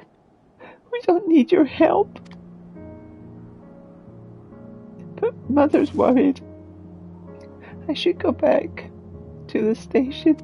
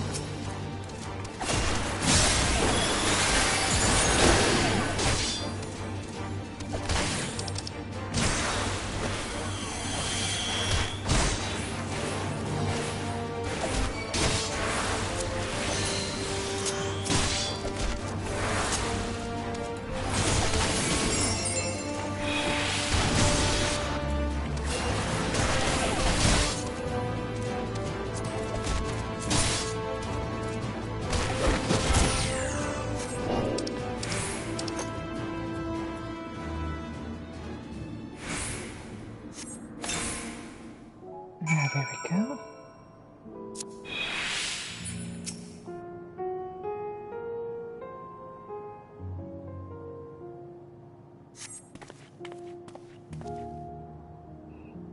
I certainly did not expect you of all people to come to my rescue. And you are arrived in just the nick of time. Had you come any later, I fear you may have been forced to carry a load of dead weight back to the camp. I was on my rounds when I heard what I assumed to be a refugee crying for help. I made aid to the poor soul when some imperial wretch set upon me. Looking at it with a more critical eye, that refugee may have been nothing but bait for a trap. My head was muddled from the chaos of it all, but I swear I heard the man speak the name Lord Nerva. If my ears did not deceive me, this would mean remnants of the Third Legion are still abroad. They perhaps aim to fleece us both of provisions and arms. That deserter must be brought in for questioning before the effects of that compound of yours wear off. I shall return to the station at once to report in and ensure that our forces have captured the scoundrel.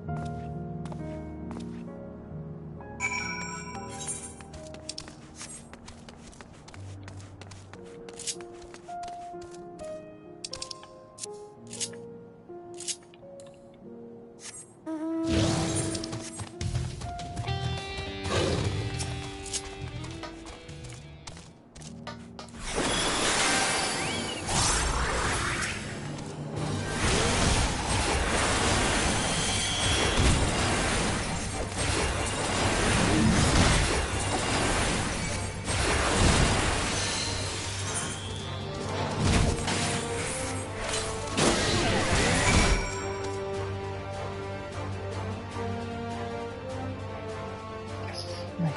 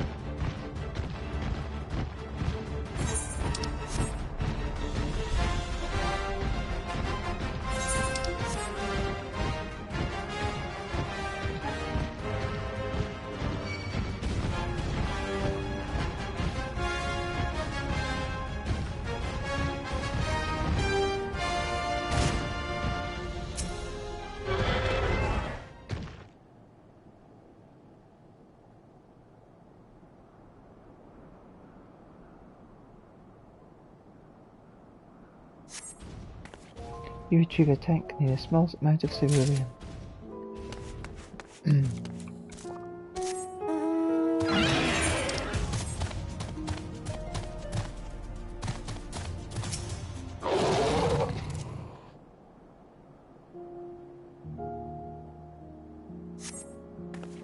The cerulean tank is completely empty.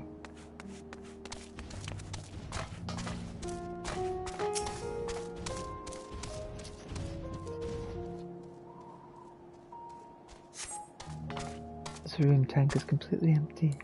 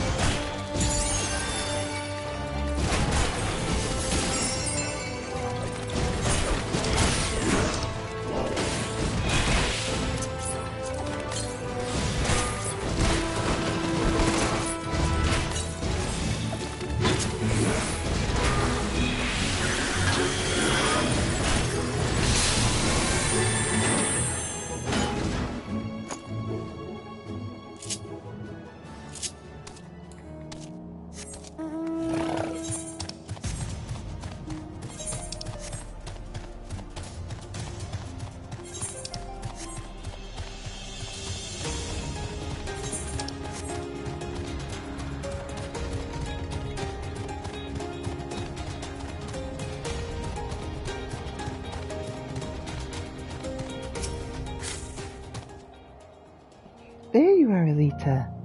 I've been waiting for your return. Our comrade reported in just moments ago, and I've heard it all. Not only did you save him from the hands of that Imperial, but you also provided us the opportunity for his capture. The men I sent out to apprehend that blackguard have sent word that he is not in fact tempered, as we had assumed. Rather, he's one of many who are determined to fight until the bitter end. As invaders in their lands, we've drawn their ire. I have my fair share of misgivings about any who fight under Imperial standard. But considering the circumstances, surely it would be in the interest of both sides to lay down our weapons, to at least make an attempt at cooperation.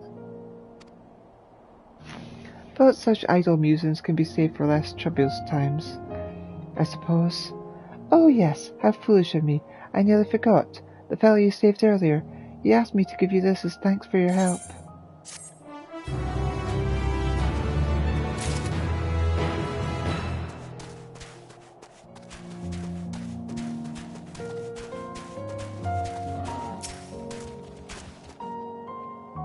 I was wondering when I would see you again. I'm happy to report my son has returned. Poor creature. You should have seen him. Tears pouring down his little cheeks, crying his apologies to me. I know that you were the one who found him, though. You didn't mention a word of it to me. I almost couldn't believe my ears when he said he wouldn't mind moving to your camp. He was dead against it only hours ago. What could have happened, I wonder? What? He was attacked? By that horrid Magitech, you say? Goodness, that must have been quite the shock for my little man. Thank you for coming to his rescue. There's a solitary lesson to be gained from all this, though. One that I hope he retains.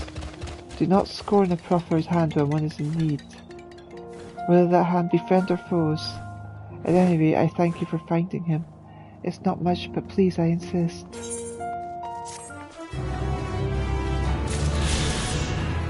Thank you for the either current.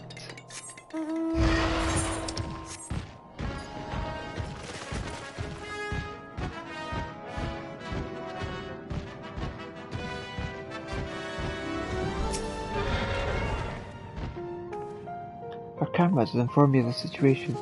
Should you find the one for whom this letter is intended, do let me know.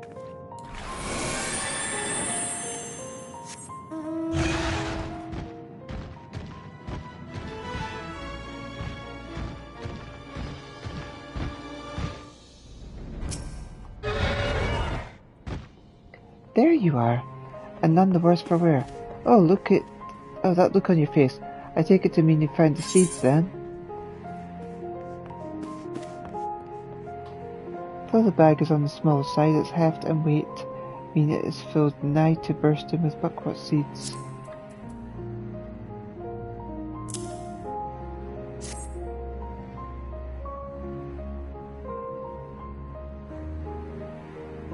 You have? How wonderful! This ought to brighten my daughter's spirits, and hopefully entice her to put a bit of food in her belly.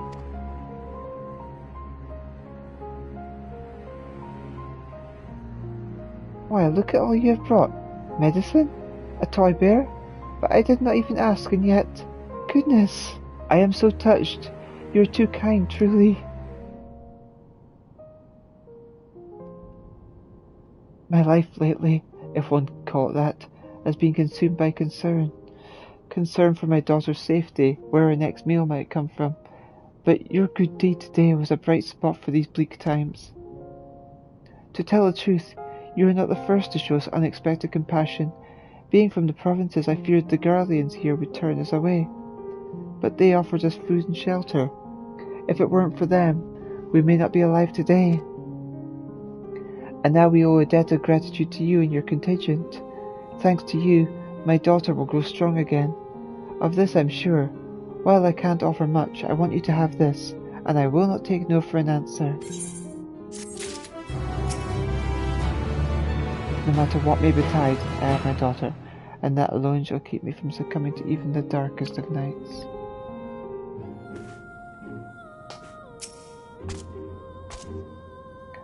An unaddressed letter, you say? Could it be from my sister? Give it to me. Let me see. A narrow wrinkled piece of paper upon which a person composed what was likely the final words.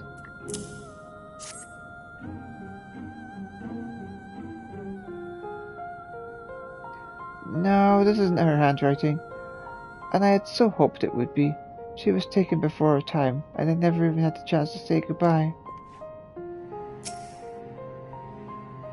My sister's penmanship was not hard to mistake, and that letter unfortunately is not hers. I'm afraid I'm not the one whom it's meant for.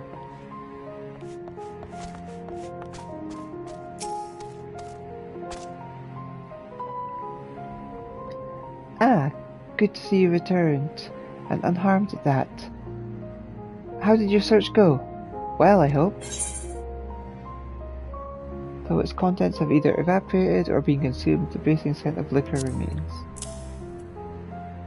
Its contents have since been either used or spilled, but lean in close enough, and one can still detect faint whiffs of what once was. Let us see here. Ah, an old bottle of spirits, though not a drop left to drink. A pity that. Anyhow, the size is perfect for my purposes. Now, what do we have here? A perfume bottle. A touch on the small side, no getting round that, but usable in its own way. Oh, smell that! It's managed to retain some of its scent. Imagine the aroma it will produce once we've added heat. As you know, for the Garleans the flame is all. It is said that when our ancestors first arrived to this blighted, frigid land, they lived long in darkness, unable to breathe fire into the world. What they lacked in magic, though, they made up for in guile. They took what fat and oils they could from the animals of these wilds, and chased away their shadows, until of course they at least learned to extract civilian from the civilian Indians. But like those first settlers before me, I will carve out a bright spot of hope in this darkness with these lanterns. Thank you for all you've done, truly. Since hearing about Lord Quintus, I confess, I've many more thoughts on the subject. Few can deny he was a man of principle, misguided though he may have been.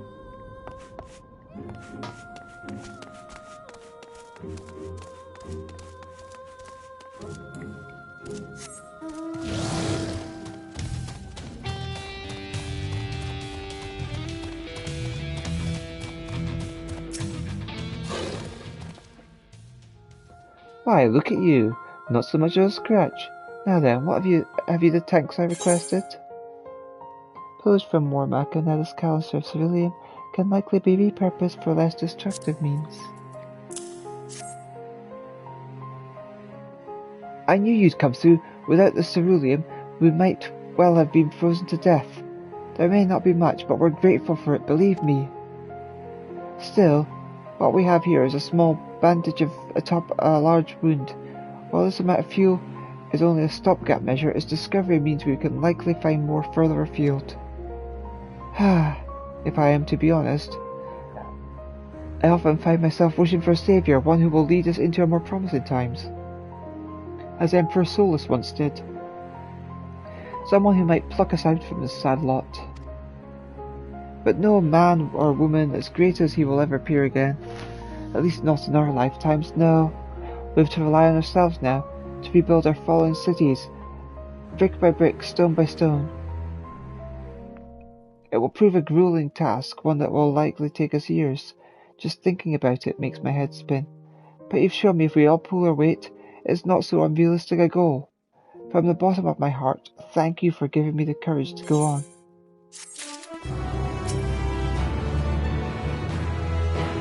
A letter without address or recipient, you say? May I?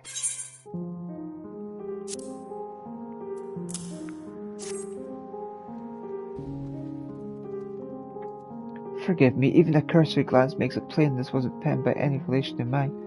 I'm sorry I couldn't be of more help to you. Good luck in your search.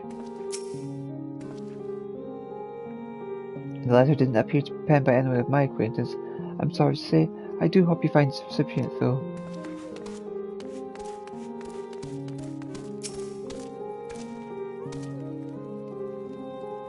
An unaddressed letter?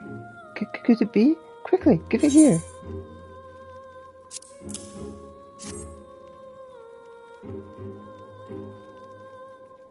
I knew it!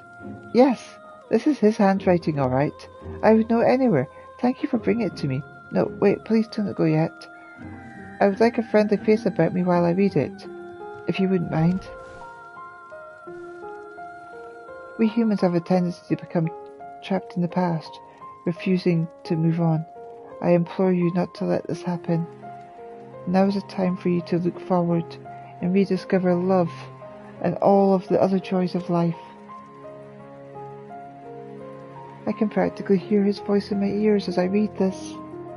We promised that we'd be together until the end of our days, through thick and thin, and yet here I am, alone.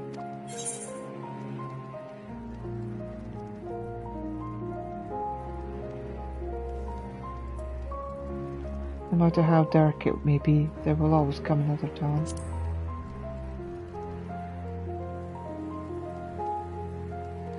Look to the future and trust there is always more light ahead. Yes, how right you are. Thank you. I will take those words to heart. You have my sincerest gratitude, and please, give my thanks to the one who found my darling's letter.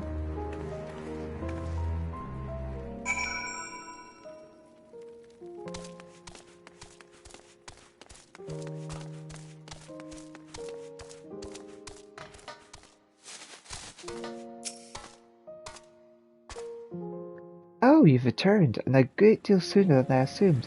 Well, have you captured me what I asked? A malicious automated rotor, quelled by a great adventurer and ensnared by a sermet chain.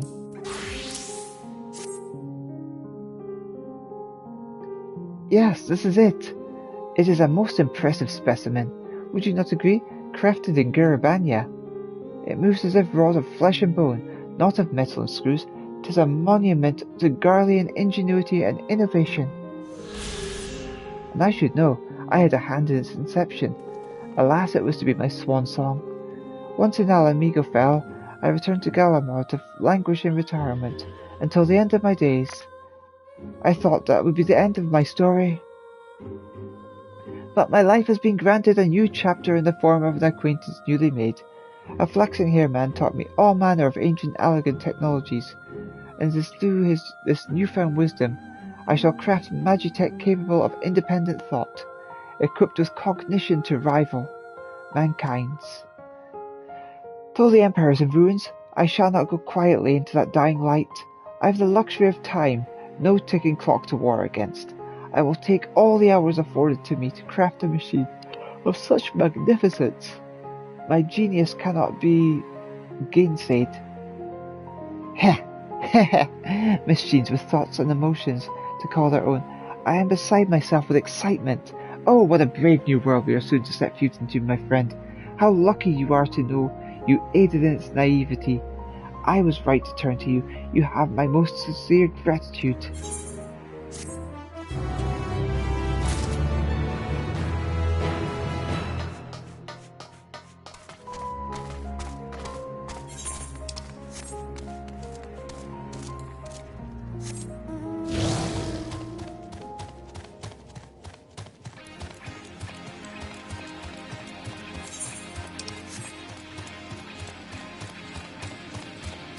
Quest cleared. Judging by that look on your face, you found the citizen for whom the letter was intended. That's a relief. The people here have witnessed unspeakable horrors, forced to live through the tragic deaths of loved ones. It's a wonder their spirits are broken. If only there were some magic spell capable of healing shattered hearts, I would be only too happy to cast it for them. But alas, only time can heal such wounds, and until they've recovered, we must offer our support, stand with them during these trying times. I wish I could provide more. At any rate, your help was much appreciated. Thank you.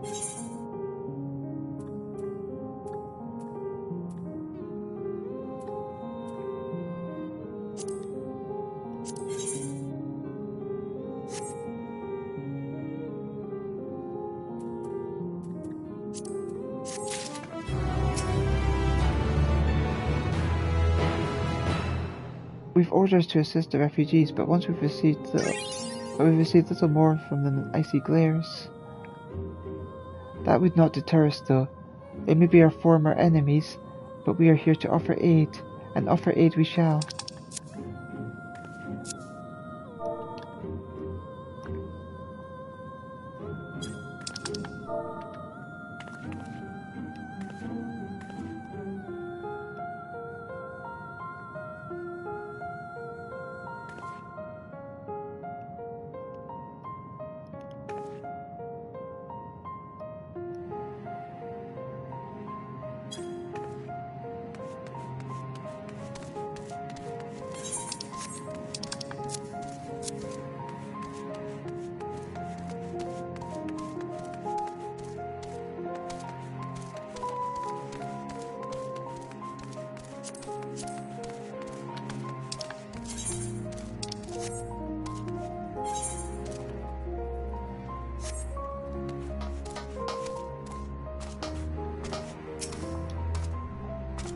Best not dwell on it when there's work to be done. Why? We have much to discuss. Our rescue, the attack on broken glass, what we'd hoped to talk about with Quintus. But all of that can wait. More urgent matters demand our attention. Are any of the refugees willing to come to camp? Thank the 12. Thank the 12. You and I should first secure the route back to Camp Broken Glass. With all the creatures and tempered skulking about, I expect we'll have our hands full. This should come in handy. Conqueror's Chain, courtesy of our Lemons and friends. I'd save it for the tempered, though. I'll mark a few points that need surveying on your map. Once you've taken care of the riffraff, we'll meet back at our camp.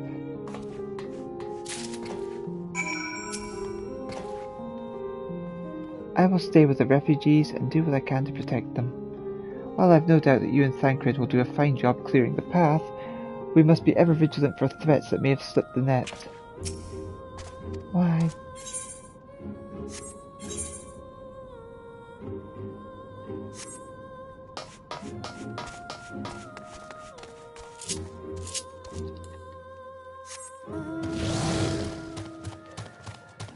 Right.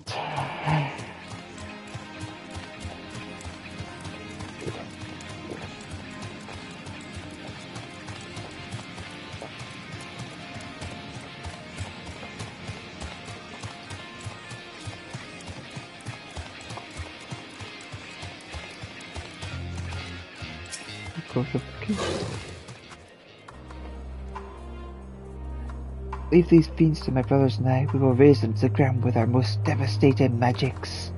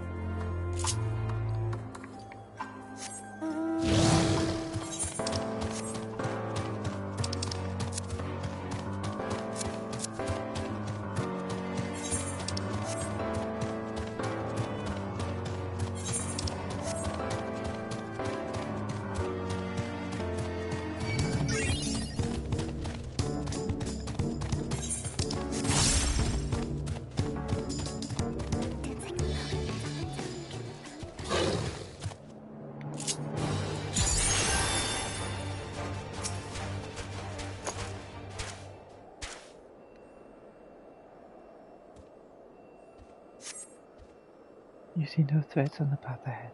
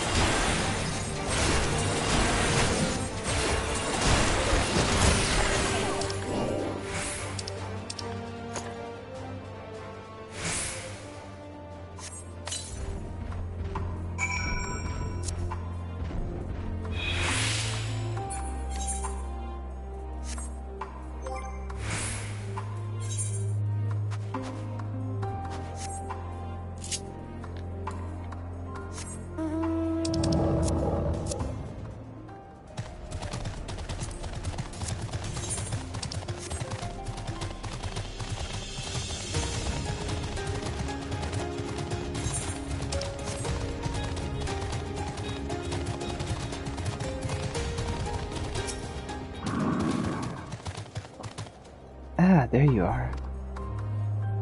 As expected, I ran into a few beasts who went down without much of a fight. The temper proved somewhat troublesome, but those chains should keep them under control until their allies take them into custody. With that taken care of, I'm to gather a few supplies, then return to the station. While I see to that, would you mind apprising Lucia of our progress? As it happens, I have some pertinent information from our recent scouting forays, but I'll save that for later. First things first and all that.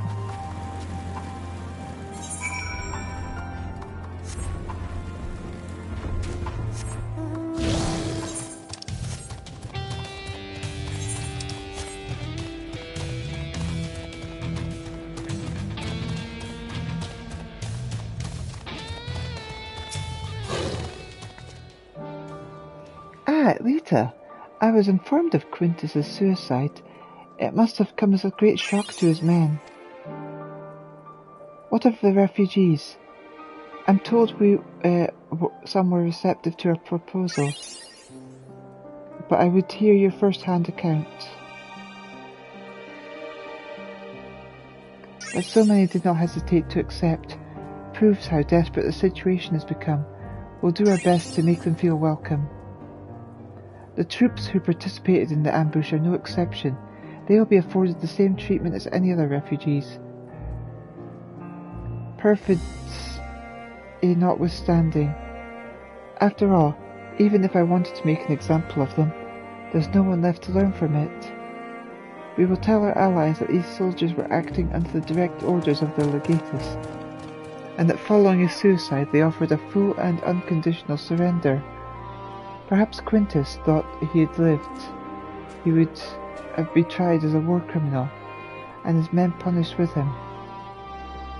Perhaps, by taking his own life, he hoped to absolve them of any culpability. Or perhaps, like too many others, he was a true believer to the end. Who can say? I didn't know the man or his heart. His reasons, noble or otherwise, died with him, and it falls to us to clean up the mess.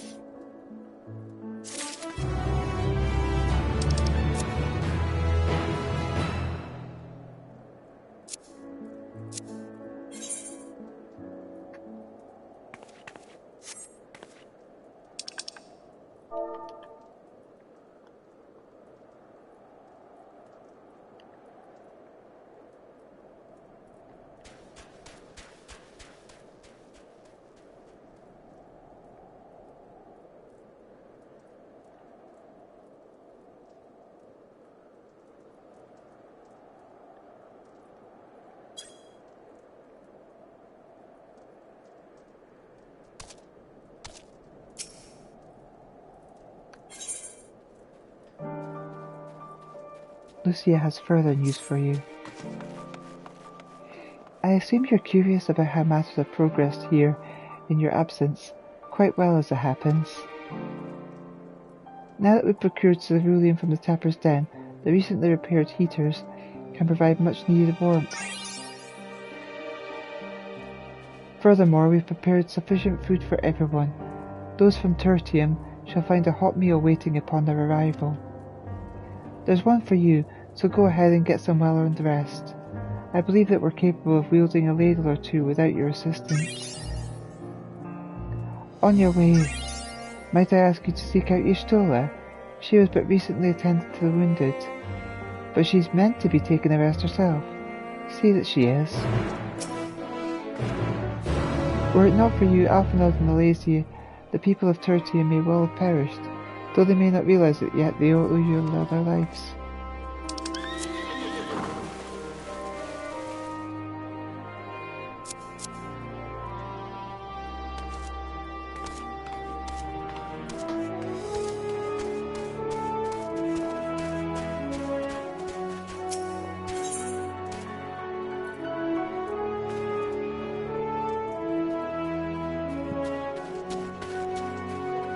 Talon has received word from a combat in dire straits from somewhere in the city.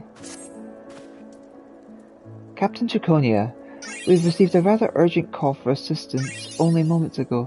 One of our finest located a civilian and meant to lead them to safety, but was waylaid. Magitech ordnance set upon them, and our comrade was wounded in the barrage. I shouldn't prattle it on any longer. This is our most desperate hour, and are in need of urgent help. The city streets can be treacherous to the inexperienced, which is why I would ask that you undertake this task. Can they count on your assistance? Yes. Excellent! Seek out our man in Regio Unbasia and provide him with this tincture. That ought to set him on his feet again, and with any luck grant him strength enough to get both himself and the civilian back here. Do hurry, from what we can tell he's in grave danger. In as much danger as the speed of light. Many in the Ilsabar contingent have been complaining about the Imperials discarding perfectly good weaponry throughout the city. Elita, may I bother you a moment? I trust word has already reached you regarding the reclamation of the discarded weaponry. No? Truly? Then it is good that you found me. As you are well aware, in accordance with the truce, the First Legion has laid down its arms. Unfortunately, its soldiers laid down those arms wherever they pleased, and now they're scattered all over the city. Should you stumble upon, or more likely trip upon, any of this aforementioned Imperial weaponry, we ask that you reclaim it and return it to us post-haste. Please gather up anything vaguely useful looking, though you can probably draw the line at a plank with a nail through it. We already have enough of those. No doubt the city streets are a treasure trove of violent odds and ends. This was a war zone, let us not forget.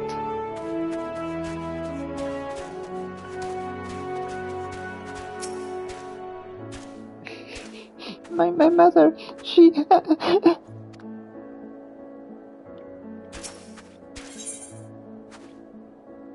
Flame Private Magako Nogako looks at you beseechingly as she winces against the child's shrill sobbing. Please, a moment of your time. This poor girl, she's come all the way from the seat of the Empire, alone it would seem. I meant to ask her what troubled her, but she can't catch her breath for all her tears, let alone speak. I am not accustomed to children and their handling. I can never say the right thing, but perhaps you will have more success in calming her than I. Could you try and soothe whatever sorrow plagues her? I only meant to ask what troubled the poor girl, for she can hardly string two words together for her bawling. Perhaps if you were to soothe her in some manner, she would tell us. My mother, she...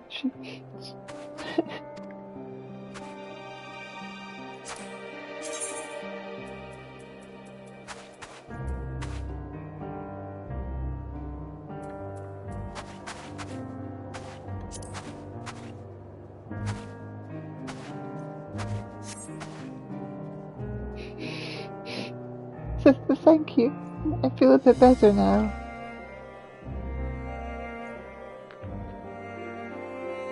What am I doing here?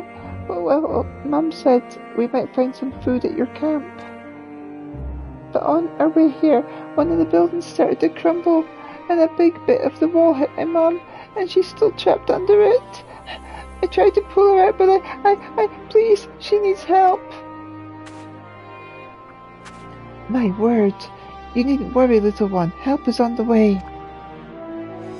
Elita, follow her to her mother. See if there is aught to be done. I will round up a few soldiers to assist you, just in case.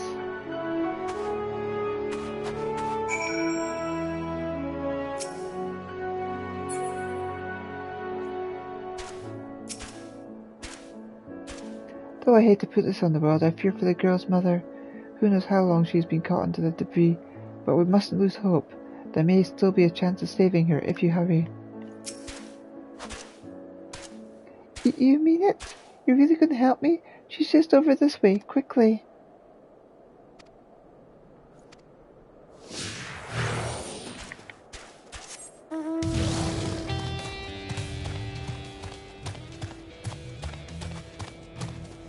This way, hurry!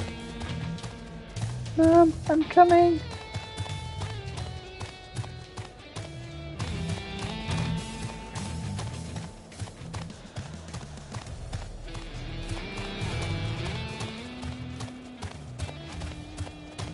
This way, hurry! Mom, I'm coming!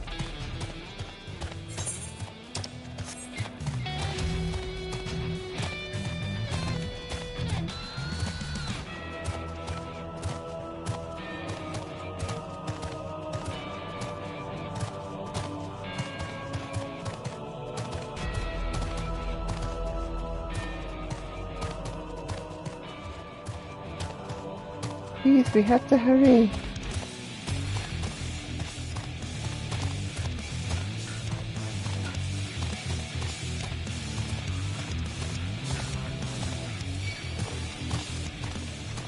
This way, hurry. She's just a little further.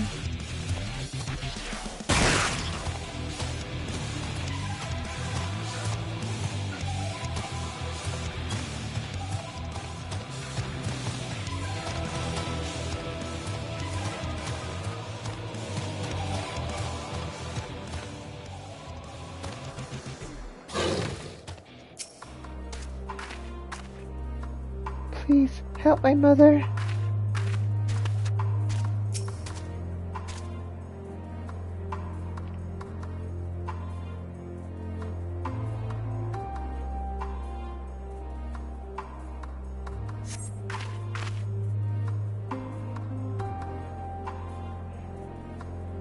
Such strength. Was that some sort of magic? Forgive me, I had begun to panic, thinking I'd be trapped forever. Thanks to you, I can walk away with my life intact.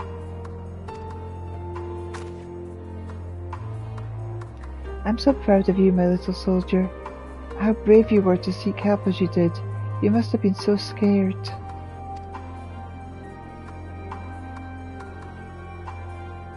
I was, but that's when I met this real little soldier, littler than me even, and he asked this nice lady to help us. So that's what happened. We were at the station when they announced the truce.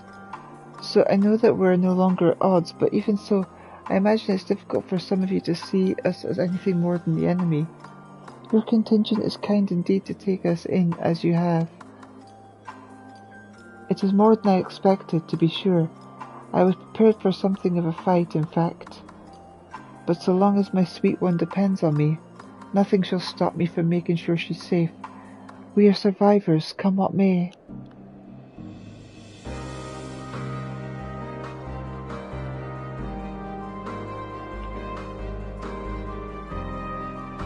We'll set out for your camp once more. Farewell, ma'am. You have my most heartfelt gratitude. And before I go, do give my thanks to that warrior my daughter spoke of, should you see him again.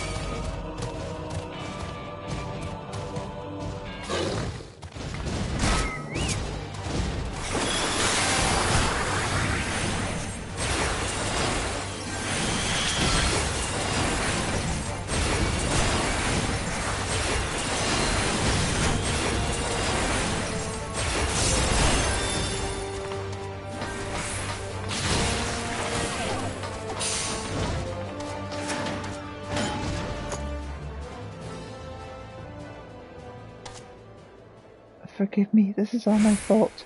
If only I had noticed them sooner.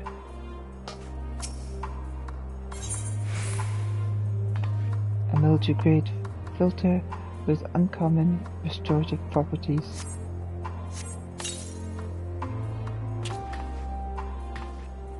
I cannot thank you enough. I would surely have succumbed to my injuries had you not come along. You see, a nightmare of war machina set upon us out of nowhere, and my medical supplies were destroyed in the opening volley.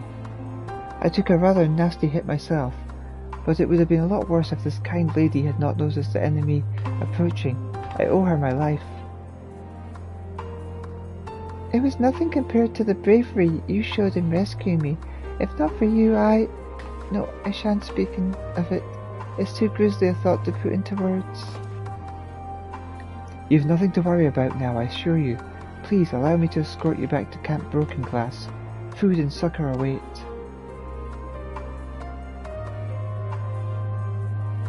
Join us, will you, Elita? The soldier who sent you here will be eager to hear of your exploits.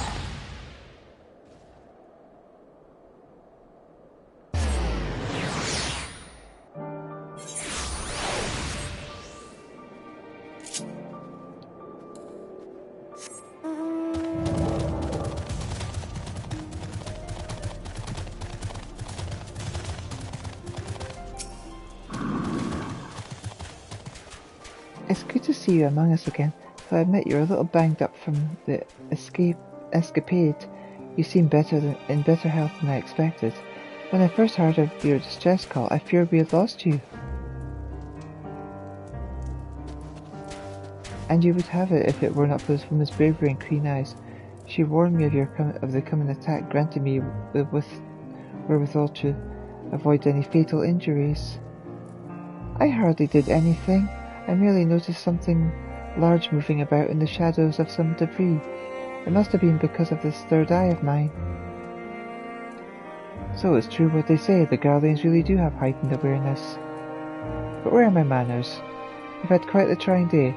Let us find you some food and a place where you might be able to relax.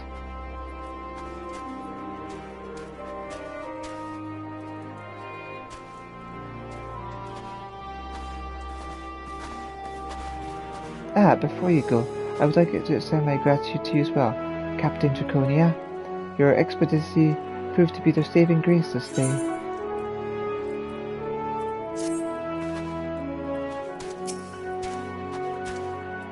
We owe you our lives, truly. I cannot thank you enough. We would not have made it back without you.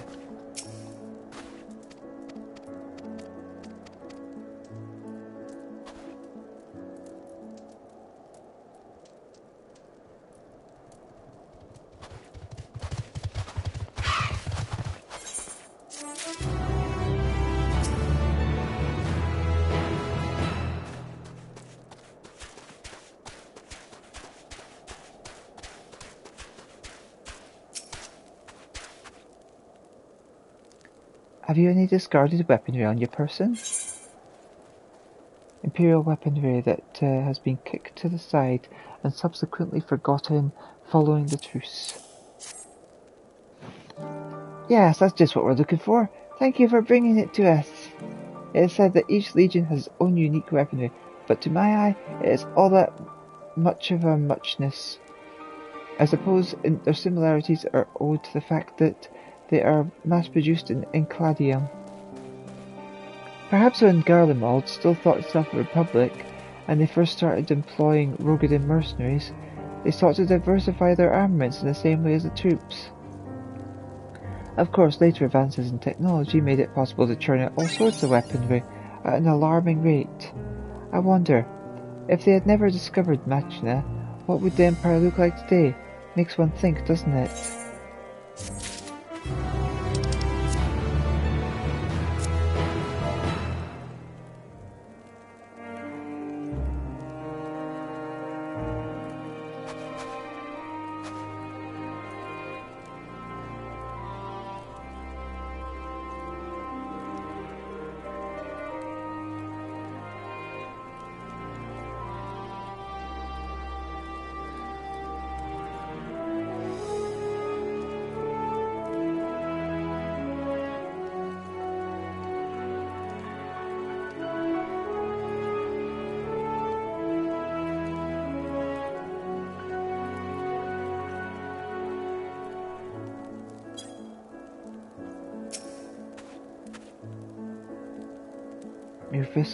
We've come too far, risk too much to worry solely about our own tides. There's much more at stake.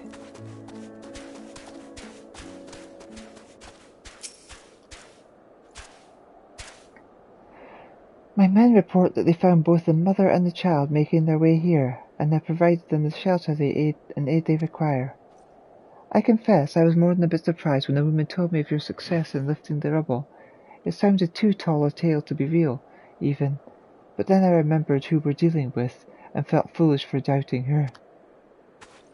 At any rate, they are safe and in our care now, all thanks to you.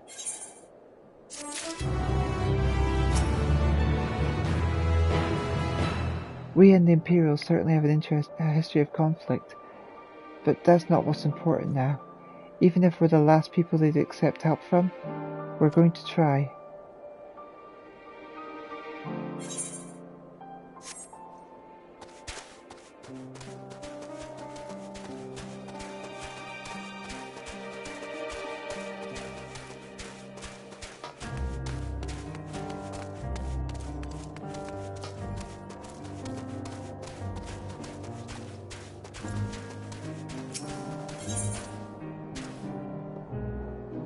A member of the contingent's reconnaissance force is looking for an intrepid soul willing to sit astride Magitech armor. Salutations, Elita. Forgive the abrupt nature of my question, but have you ever sat astride Magitech armor? Fantastic. If anyone were to have such an experience, I knew it would be you. The reason for my asking is simple. We wish to get an aerial view of the city to assess damages. A Magitech pilot belonging to the 1st Legion was kind enough to suggest we use one of their flying units to conduct our survey. Alas, the person we initially requested for the assignment has been injured and rendered unable to board the armour. Fortunately, I found you, or rather you have found me as it were. This Magitech pilot I spoke of awaits you at Liminal Station 4. You'll find him performing maintenance on the armour you'll be using. He will get you set up. I'm somewhat jealous that you get to experience such a sight. Not every day one strolls through the clouds above Enema Territory, after all. Anyhow, when you're ready, you'll find the pilot I spoke of performing maintenance on the vehicle at Liminal Station 4.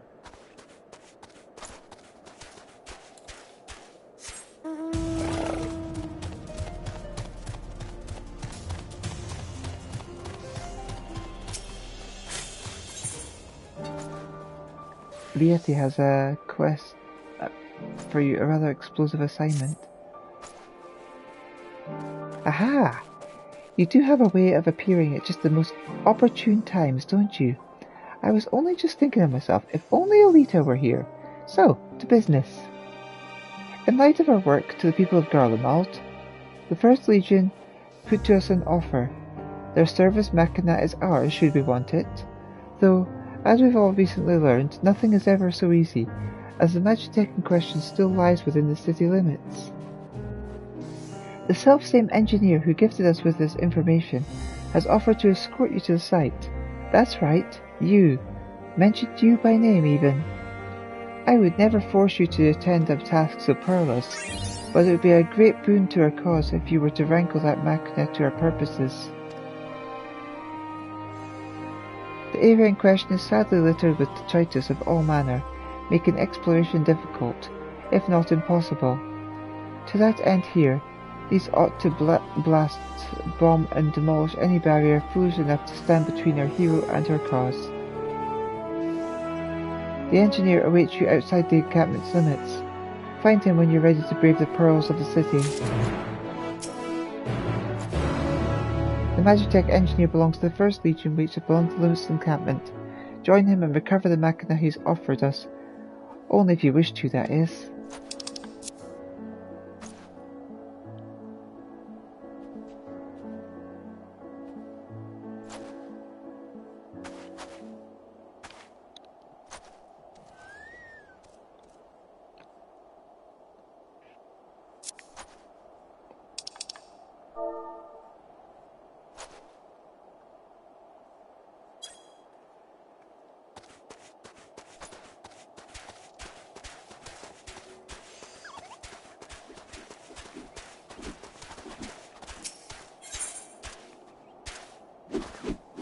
Bartholomew and Camp Broken Glass is having a devil of a time trying to keep the stores pest-free. Blast it all! Overgrown bastard got away again. If only there was someone we could turn to. But who? Oh, excuse me, didn't see you there. Pardon my mumbling. Hold a moment. Let me have a look at you. Those eyes, that steady set jaw. Yes, you're a doughty sort, aren't you? Perfect. You're just the woman I was in the market for. Our camp stores are being pillaged, plundered, and altogether despoiled, which is troublesome indeed, as we've so little in the way of provisions as it is. Fortunately, the thieves left tracks, which the Guardian hunters of the area tell us belong to a variety of yeti, known as the Almasti. The wretches are so wily that they've found a source of food. They come in droves, telling all their other accursed friends. So that leaves us with only one recourse: swift and bloody retribution. I was told to find the assistance of a master huntswoman, but you certainly can't find one of those just lying about. I was fretting over who to ask, when you fell straight onto my lap. You seem a good hunter as any, right? If you're willing to cooperate, and I'm sure that you are, speak with the Imperial Hunter just outside camp. He'll set you on the right path. If you're willing to help curb this deprivation of our supplies and teach the Almasti a lesson, then speak with the Imperial Hunter beyond the camp's borders.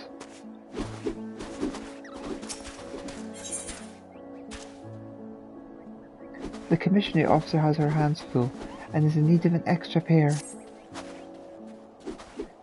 Well, well, now there's a sight that warms the heart. I never thought I'd have the honour to meet a hero of your pedigree, let alone beg for your aid. You see, I've got a shipment of supplies to send down to Tapper's Den, and having someone who knows the lay of the land by my side would go a long way to ensure its safe delivery. I'd defend it myself, but I'd have to carry the bloody thing. If you'd be so kind as to escort me, I assure you you'll make it worth your while. Well then, I'll be waiting outside the gates of the camp. Come meet me when you're ready, but don't take too long. Monsters abound in these parts.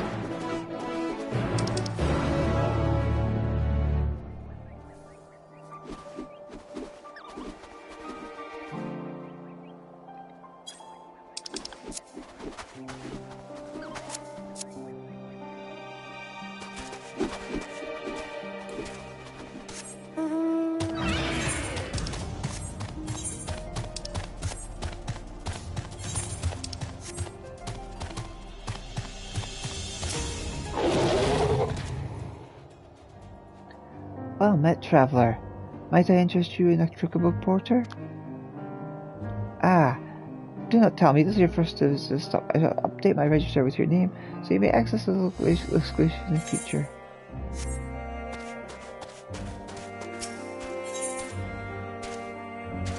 A member of the Mortal Flames is looking for a hero brave enough to wield a mighty weapon and fell a colossus. If it isn't Captain Draconia, your timing is fortuitous. There is a request I would make of you, one on the more perilous side. As you know, we are working day and night to escort the city's residents to safety. Unfortunately, some Magitech colossi seem to undermine our efforts, but to directly engage them would result in catastrophic collateral damage. Luckily, it need not come to that. Garland Ironworks has a product known as a Magitech Plasma Cannon. That means nothing to me, I confess, but word is that this creation of theirs is capable of stopping a war machina dead in its tracks. Sounds good to be true. I know. Well, here's the rub. This silver bullet is a damned costly thing to develop, and they don't want just anyone handling it. Sid put your name forward, though. You thought you would acquit yourself well of the task? I know it's a deal to ask, but should you decide to aid us in our efforts, we will be waiting near the station.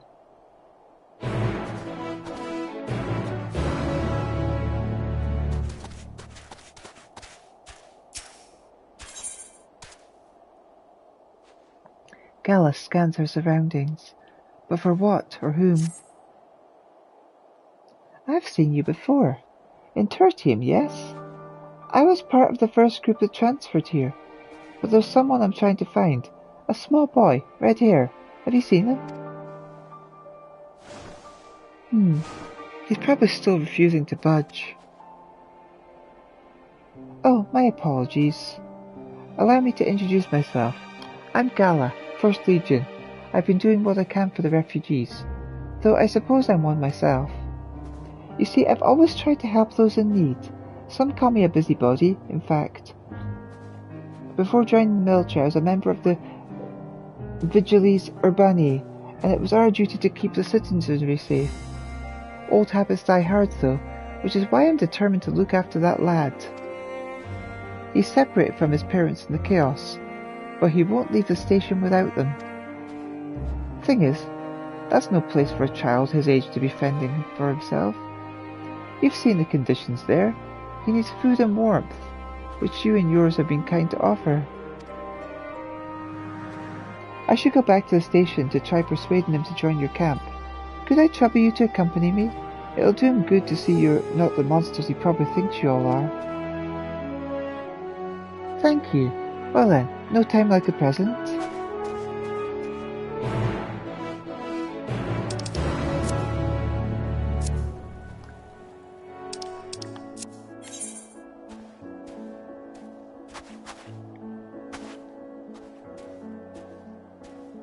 Okay, so a few quests over here, a few quests over there.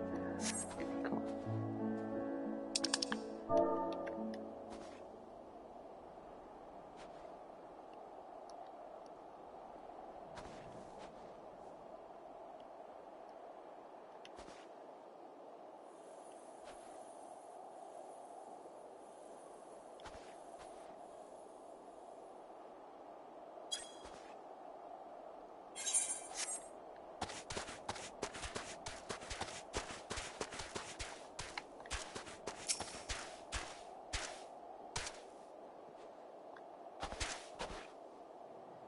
Hold a moment, I know you. Yes, you're one of the Orsians who was brought to the station, aren't you? I was told that you could receive assistance from the one involved in the contingent's decision-making processes. But I must say, seeing you're here comes as a shock. You seem the sort of person to be above the sniping of vermin. Sure you've got time to spend on such menial tasks? Very well, I won't press the subject any longer. Your assistance will prove invaluable, I'm certain. Now then, time is wasting. Let's reconvene in the Eblan Ream, the Almasty's territory, where we'll set the trap.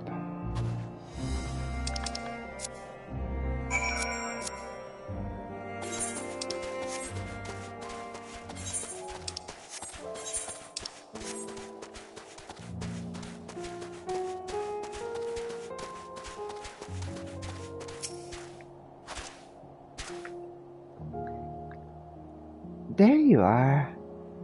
I knew you'd have a heart to help a soul in need.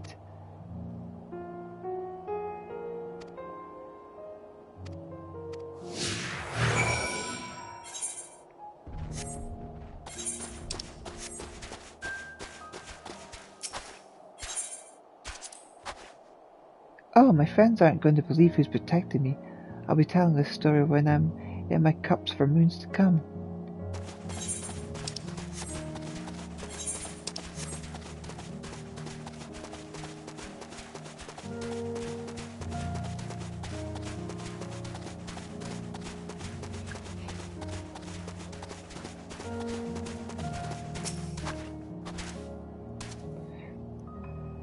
You came. I half expected you might not, given the dangers. Then again, you are Eosia's champion, and what sort of hero balks in the face of a challenge, eh? Forgive my excitement. I've been wanting to make your acquaintance for quite some time now. Yes, well, anyway. Shall we be off then? Find me at Regio Urbanissima, and I shall escort you from there. Far easier that way, trust me.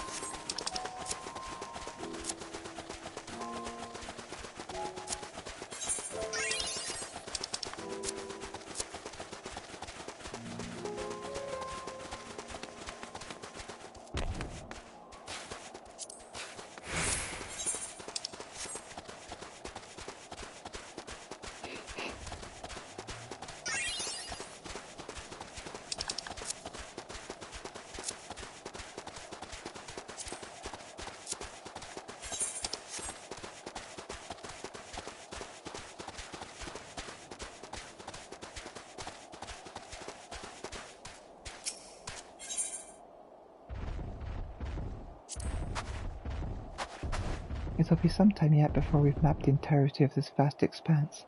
It stretches north as far as the eye can see, inhospitable to even the hardiest of explorers. It's a wonder that the Garleans survived at all, let alone went on to form the Empire. Seeing the Magna Glacies with my own eyes, however, I've gained some understanding of their disposition.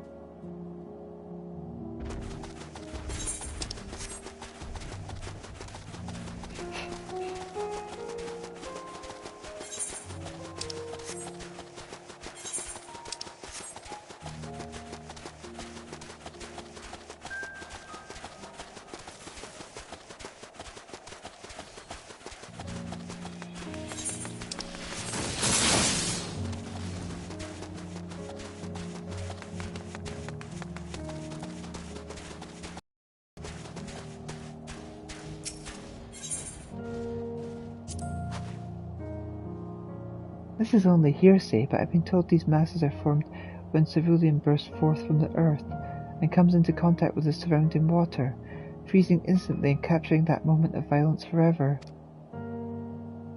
The water mixed with it prevents the cerulean from being set aflame, so we can't use it as fuel without refinement. The amount of cerulean you get after all of that is barely worth all the trouble. Pure cerulean is wrested straight from the earth.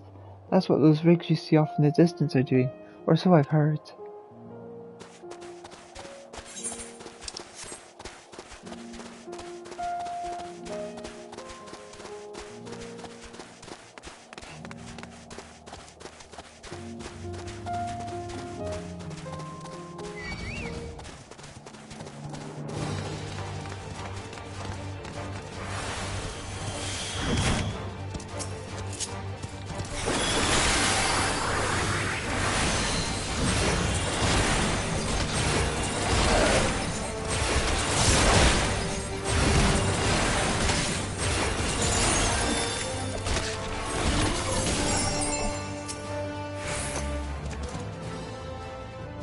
Here we are, safe and sound. I couldn't have done it without you, friend. Now that's all left is to deliver the goods. Let's enter those caves and get some shelter from these freezing winds, eh?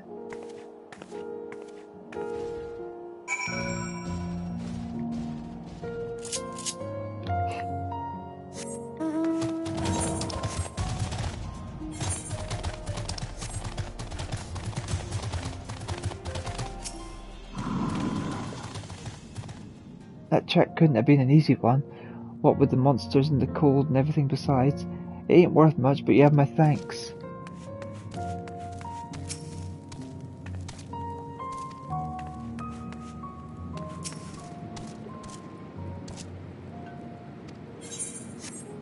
Yeah, talk to him.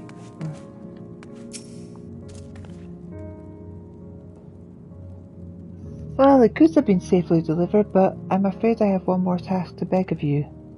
Of course, I'd do it myself if I could, but I'm afraid this calls for someone with skills that I lack. You're not obliged to help me again, but seeing as how you're already here, maybe you wouldn't mind hearing me out?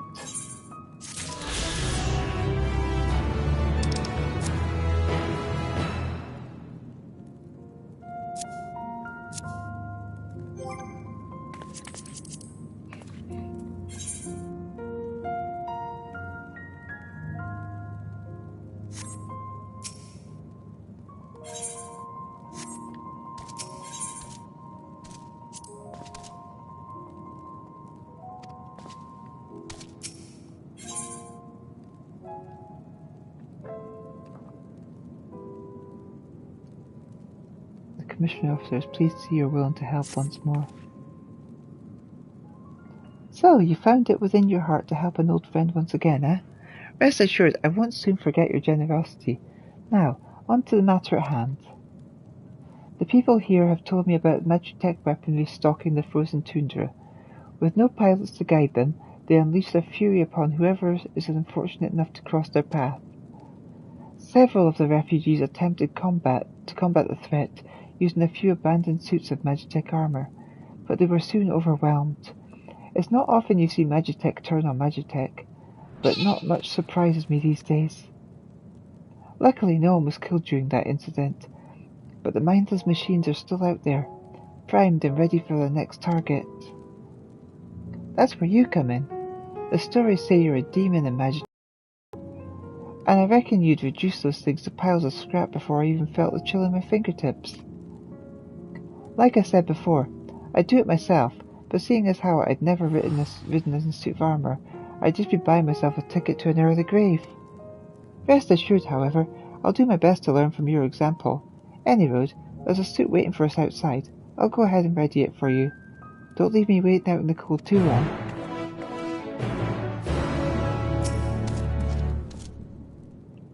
I'd help you if I could, but I'd just get in the way. For what it's worth, I'll be praying for your victory.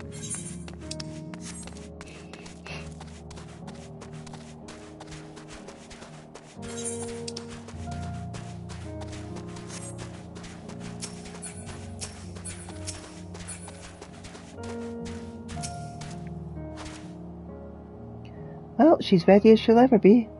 I don't think I need to tell you this, but make sure not to bring those things near the cave. I'll stand watch from here to make sure all goes to plan. Stay safe out there, friend.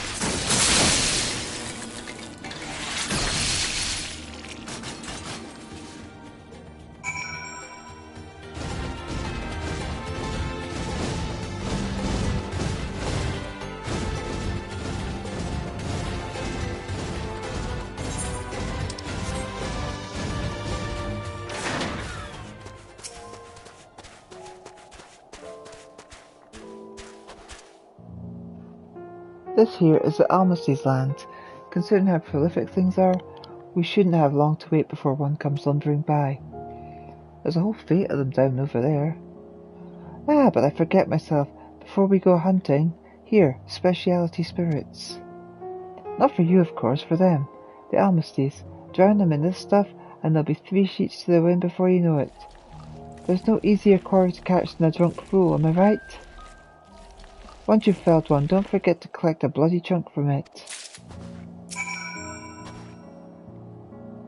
You can't deny that a drunk warrior is easier to catch than one with its wits about it. That's a lesson I've learnt many times over in the taverns I frequent.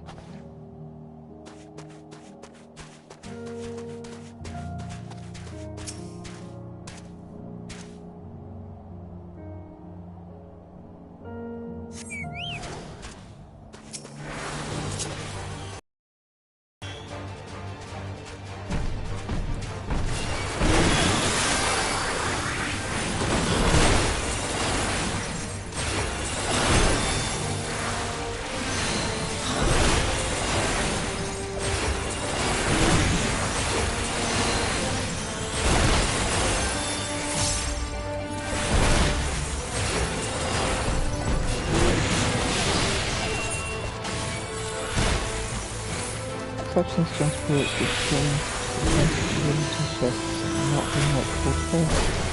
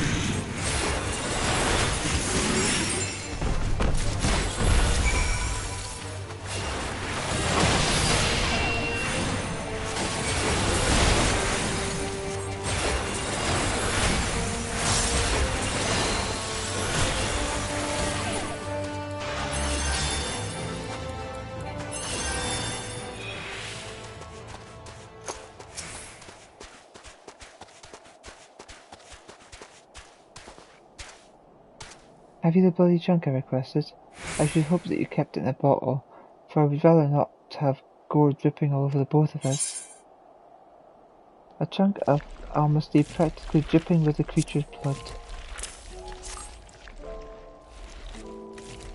Good work, I must say. You've quite the mettle to face such beasts without so much as batting an eyelid. Though it was silly of me to expect aught else from the self-same woman who set foot in Tertium, knowing full well it was a trap. You must be wondering why the blood. Well, the Almasties are clever creatures.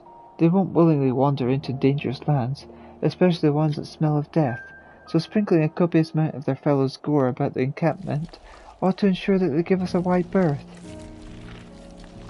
Let's head back to Camp Broken Glass. There you can tell the soldiers who sent you to me that it was right to put you on the job.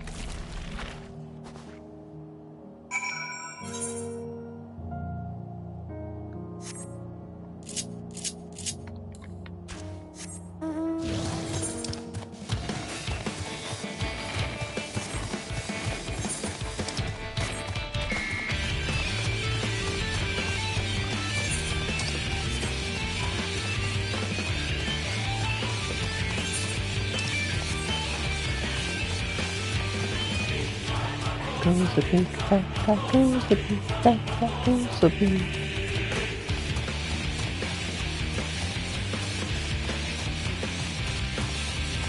Big backpack goes the big backpack goes the big backpack goes the big.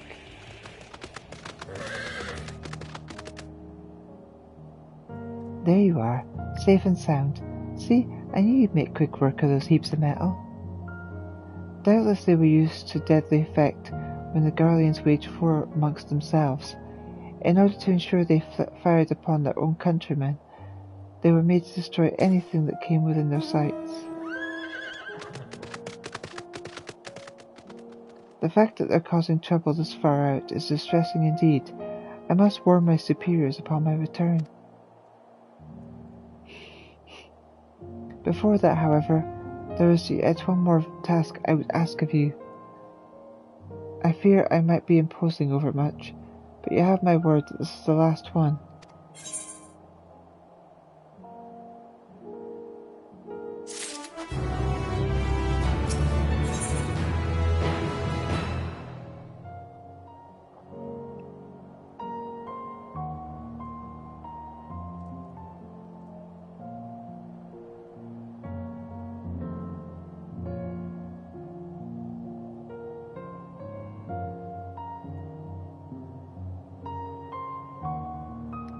The commissary officer will seek out the opinions of the refugees.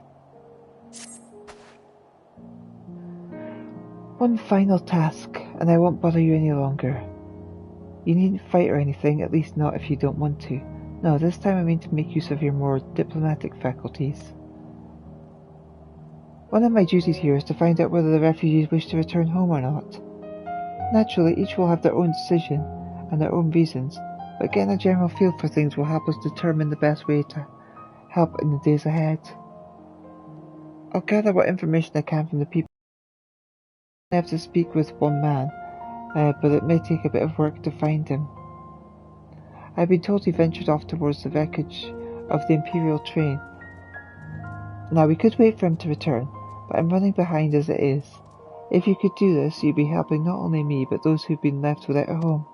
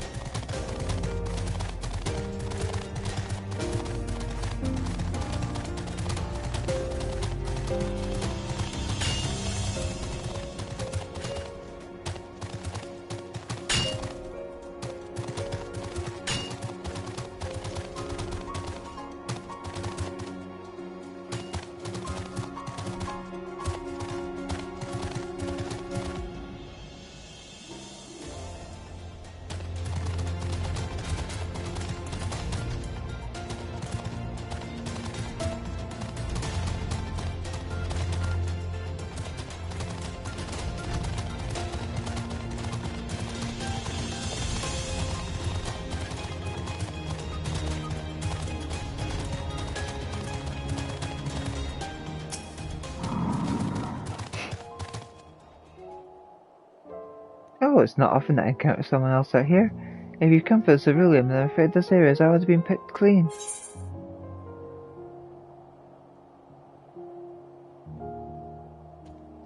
I'm here to ask if you want to return to your homeland.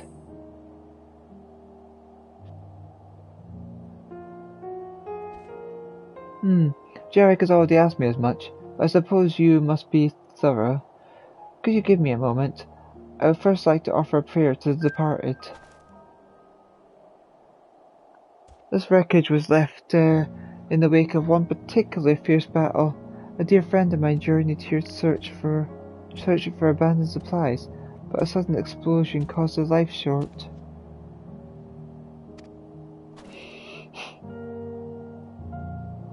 Although I had meant to offer him a lone prayer, why don't you join me? He always was one to enjoy company of others, even those he scarcely knew. I've placed these stones to mark the spot of his passing. Pray to his memory, if you will. Approach the memorial and pray. He was a brave man and well loved.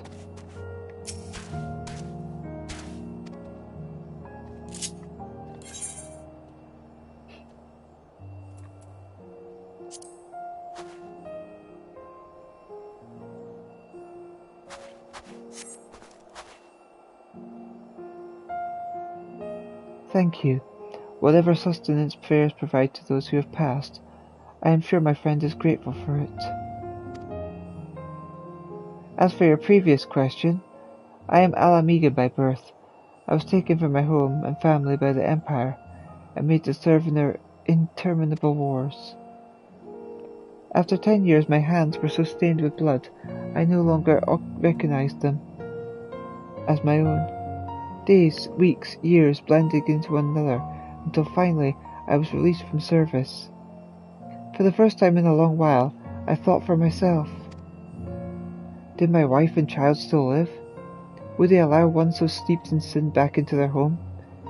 Even now, I cannot bring myself to consider the answers to those questions. So in short, I cannot say. Please, leave me with my thoughts. I won't be far behind, I promise.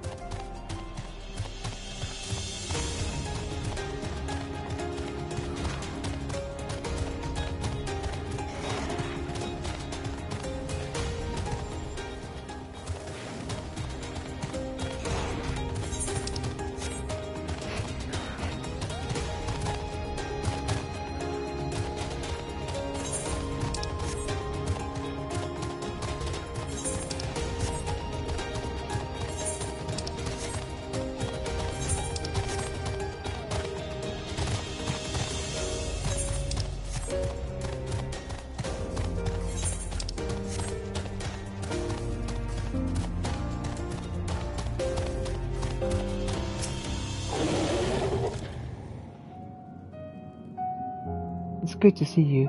I know these caves aren't very welcoming, but please feel free to return here whenever the fancy strikes.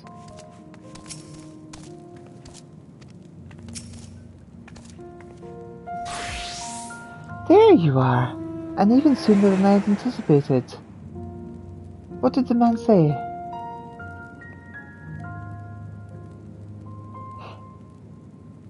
I see. Such a tragic story, but sadly not an uncommon one. It seems that for some, the question of where home lies is no easy answer. In any case, we've done all that we can present. Let's return to the camp and report our findings to the contingent, eh?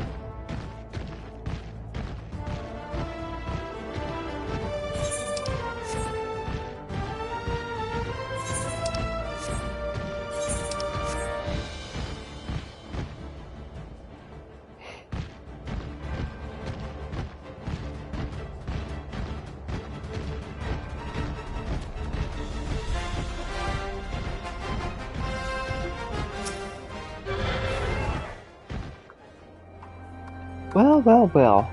Yours very own hero herself is to be our pilot. Then again, accomplished aviators such as yourself are on thin ground these days. I suppose they had to turn to you. I've heard some fascinating stories about you, you know.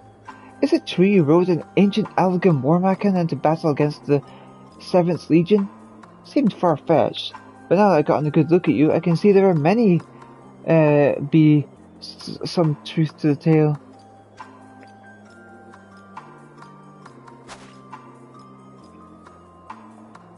But let us turn to the business at hand. The Ilsabard contingent has requested that we ascertain the level of damage the city has sustained, and the only real way to get a proper handle on the situation is from above. However, there are still hosts of autonomous machines lurking in the streets, and they won't hesitate to shoot down an unidentified craft, which is where the 1st Legion's Magitech comes in. As long as we remain inside this armour, we needn't fear attack from the ground. When your loins are sufficiently girded for your trip among the clouds, just say the word.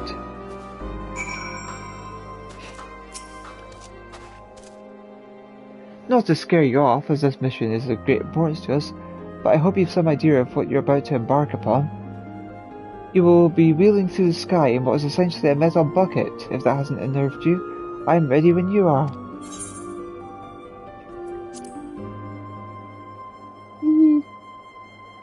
Then let us be on our way.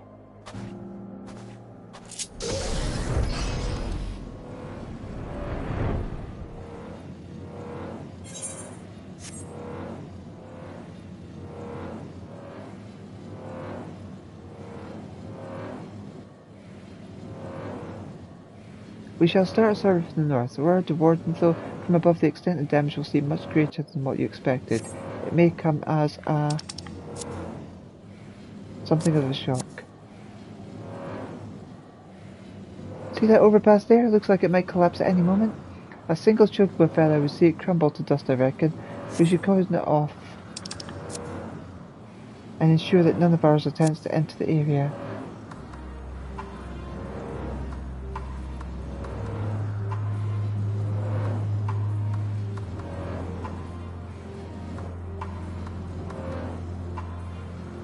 This is Palsum Novaton.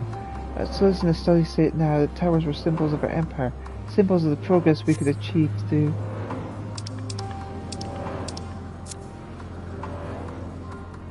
application of our sciences. I am inclined to enter the structure proper to examine the extent of the devastation from within. Sadly, we're too few in number for such an undertaking. It will have to wait. Look there. This looks largely intact, which is little wonder. The building, which dates back to the era of the Republic, is said to be constructed from materials that are meant to ward against all manner of offensive magics. Clearly not all our buildings were erected for such a design philosophy. We had foolishly assumed that the mechana defending us would make up for less than ideal structural integrity. You can see what cutting corners cost us. With that, I would say we hit all the key areas of the city for the most part. Let's return to Camp Broken Glass, shall we?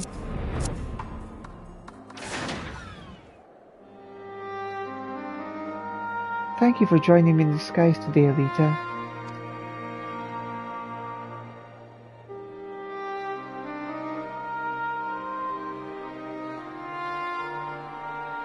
I confess I have been on my guard around you, Eorzean lot. It has been beaten into my skull that you are, and always will be, my enemy. Spending time with you today, however, has made me realize that you truly are here to help us, not harm us.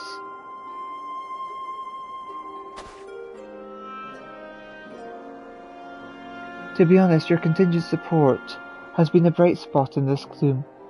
It is too easy to fall prey to hopelessness, but we've a responsibility to fight on, do we not? We are all of us living in the star, and who else can see it brought back from the brink of ruin? Many of us have lost families, friends, loved ones. Grief hangs heavy on the Empire. We need time to lick our wounds. But that does not mean we are without the fire of determination. We wish to see our home restored to its former glory. That is part of the reason why I decided to undertake this task. Actually, I wanted to better understand not only the road ahead for the Empire, but to see for myself the stuff you Eorzeans are made of. Enough sentimentality though, there's still much to be done here, and this armour won't repair itself. Would you mind reporting back to the reconnaissance officer who assigned you this task, and tell him of our findings?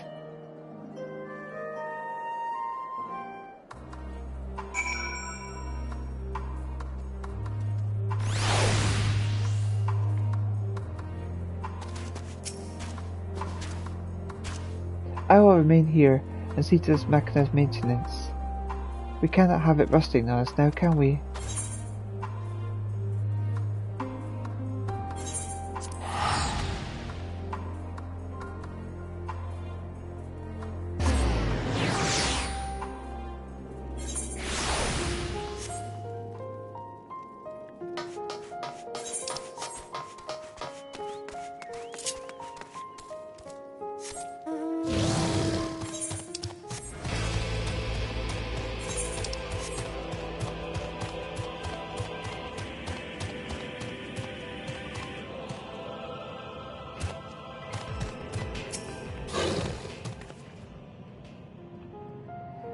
If my prediction is correct, he should still be around here.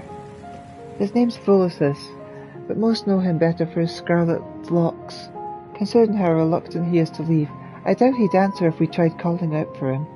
Would you mind helping me look?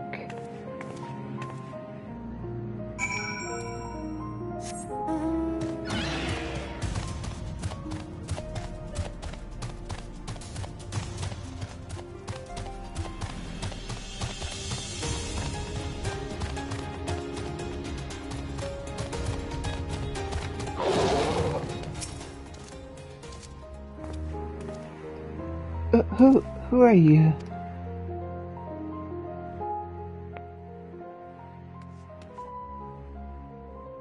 Volosis! We've been looking everywhere for you. Still refusing to join everyone at the other camp, I see. I'm not going anywhere, not without Mum and Dad. Don't you see? It's for your own good.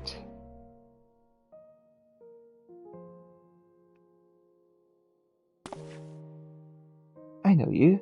You came here with Julius, didn't you? Please, you've got to listen to me. Mom and Dad are alive. I know they are. No one's saying they aren't. Sorry to burden you, but I have a feeling he'll be more cooperative once he's got this off his chest. Hear him out, would you?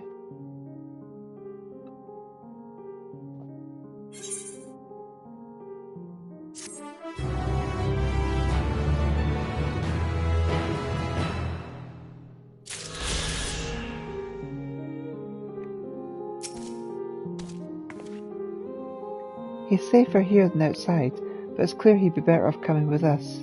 There must be some way to persuade him. Volus's will not be moved.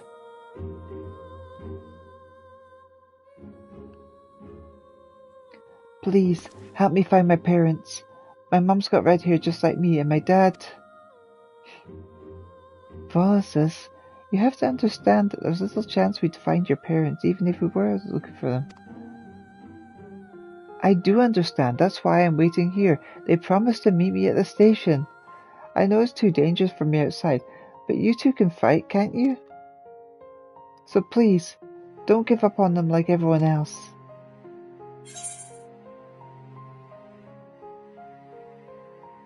It won't hurt to look, will it?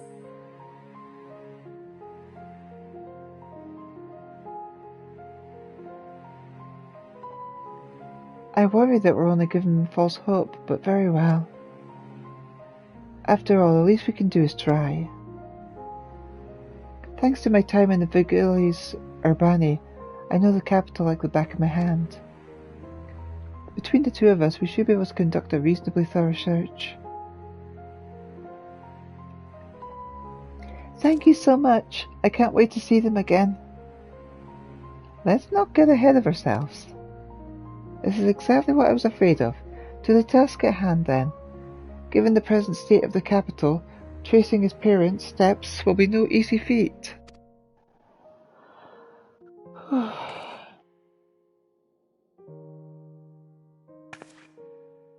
Volus's, do you know anything that might help us in our search? Well, I was thinking about going back to my house, if it's still there. Where is that? Are there any landmarks nearby? It's on the outskirts of the town. To the south, between the tavern and the bookshop. Oh, and Dad used to fly a huge imperial flag in front of our house. We were the only family that had one in our neighbourhood. That should be enough to go on. Alright, let's get going.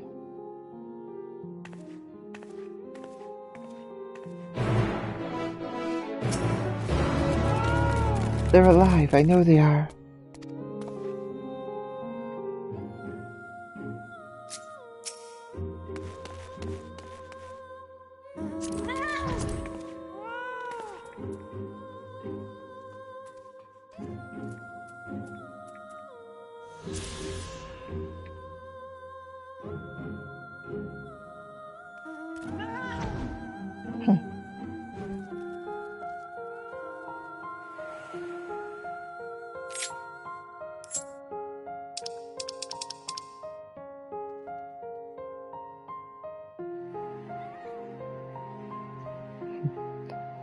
Not a bad likeness.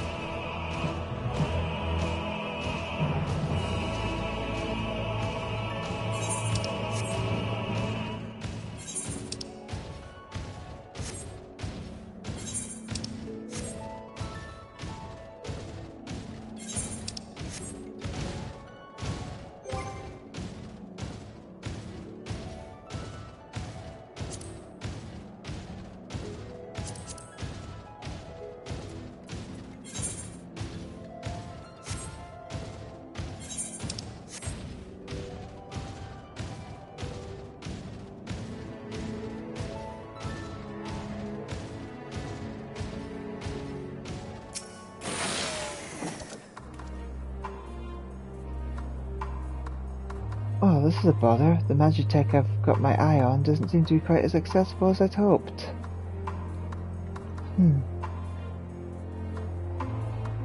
There's just so much accursed wreckage in the way. We won't be able to drag the thing out. A pickle indeed. Hate to ask, but have you any brilliant ideas up that sleeve of yours?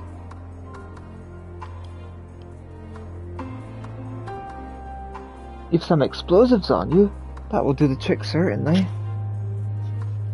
Alas, I'm not all that skilled in the Eorzean technologies, which means there's a distinct possibility I'll blow my hands clean off if I tried to tinker with such a device. Perhaps I could leave the blasting of objects to you.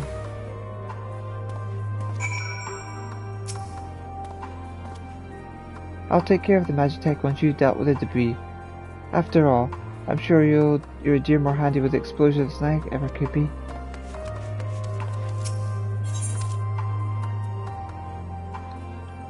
A blasting agent packed with enough powder to send debris flying into next Senate.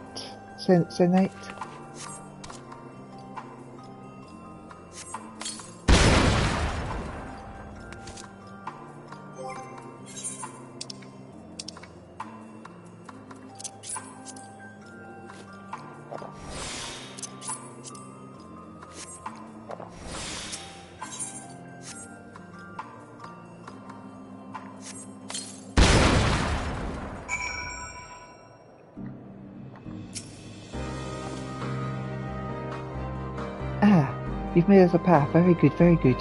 Now my machina can finally get its day in the sun.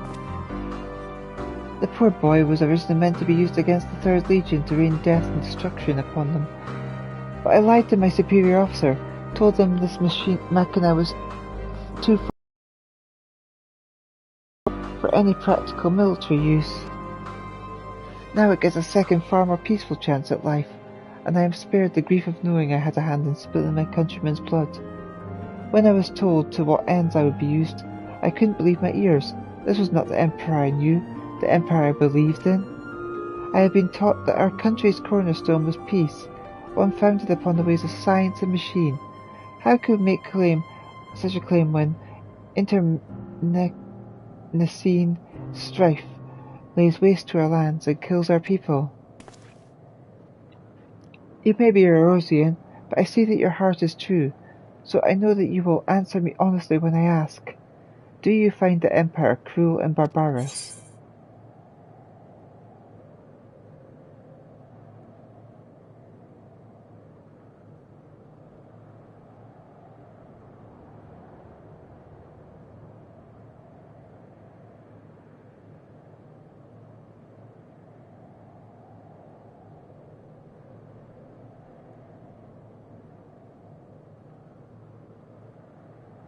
Those you've invaded no doubt do.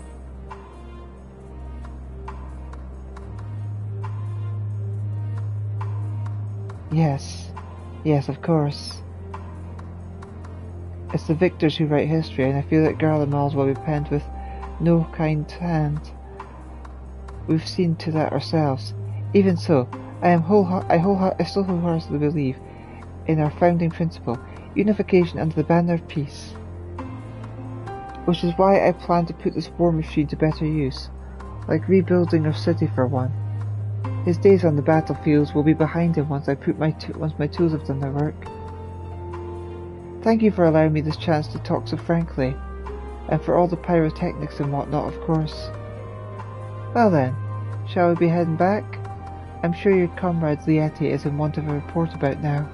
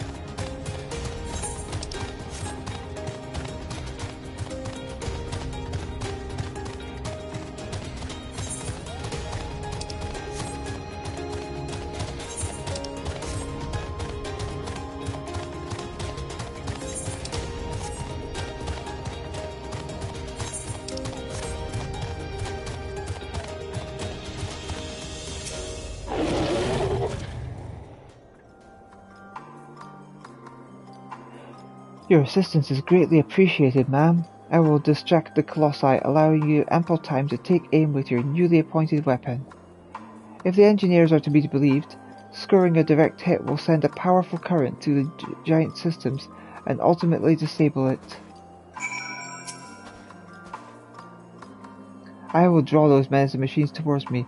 While they're distracted, use this new weapon of yours and make them regret interfering with our cause.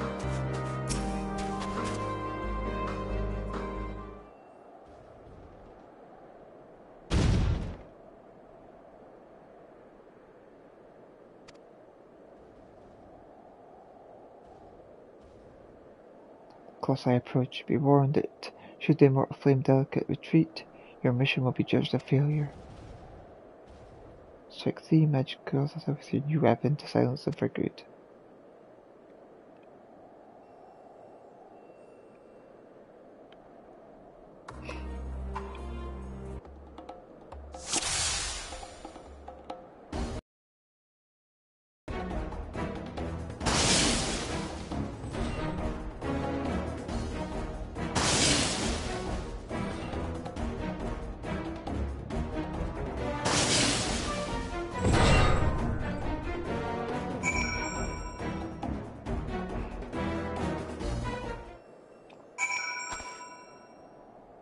Nice.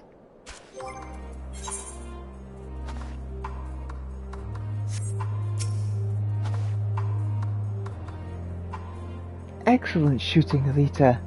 Now those wretched machina have been dispatched, we'll be able to deliver the citizens to safety. Before I return to the station to join the escort, I shall send word to Clamp Broken Glass of your success. My superior officer, Ambagai, will await you with your reward. I'll make sure of it.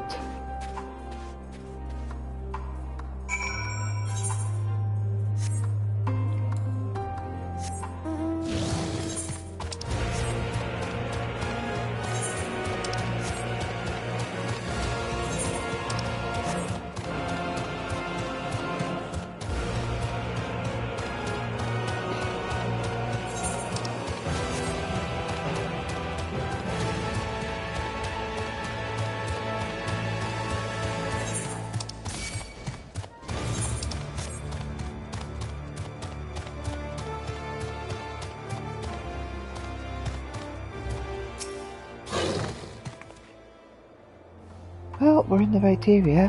Remember, he said it was between the tavern and the bookshop, and that the large imperial flag in front of the house. Let me know the moment you find anything that might be useful, no matter how insignificant it may seem. Now let's start our search. We can only hope they left some clue as to their whereabouts. Without it, well, let's cross that bridge if we come to it.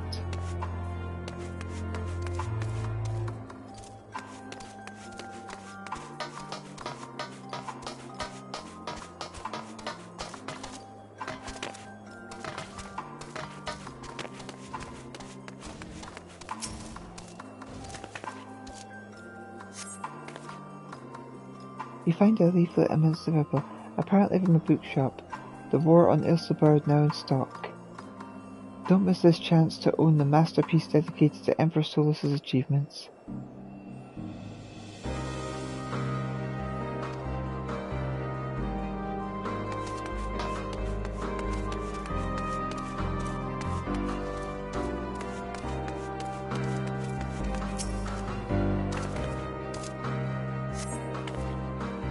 You find a letter amidst the rubble, though much of it being rendered illegible.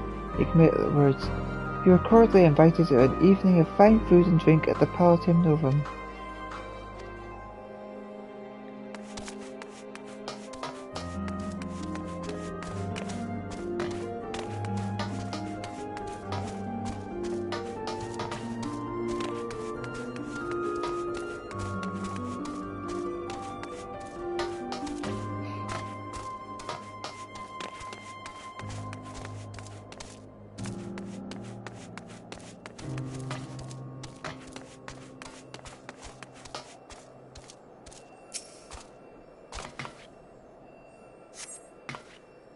You find a letter amidst the rubble that begins, "Dearest of Volas, I pray this message finds you well.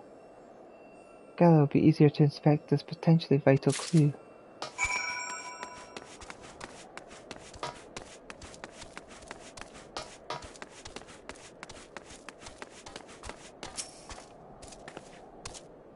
Found something, have you? Let's have a look.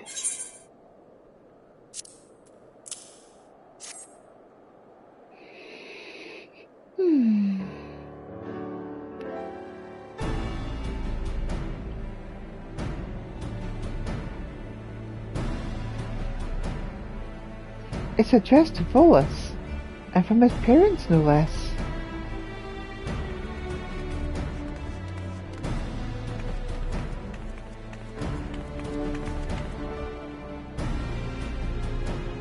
And you said you found it nearby. It looks like someone's tried to clear away the rubble, but then thought better of it. The place is far too exposed. His parents must have come back to see if their boy had returned home, and then left him this letter. Judging by the condition of the paper, it's safe to assume some time has passed since their visit. We're unlikely to bump into them by simply waiting here. I'll write a reply just in case they return, but for now, let's head back to Volus's. Excellent work finding this.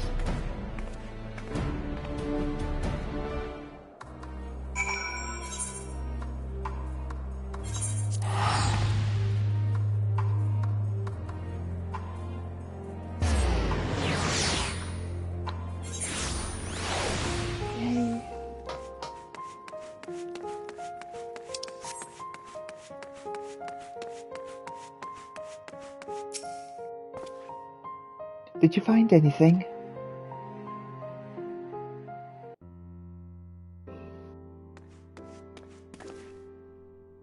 Why yes, we did. A letter addressed to you from your parents, in fact. This is sure to help in our search, I know it. Can I see it?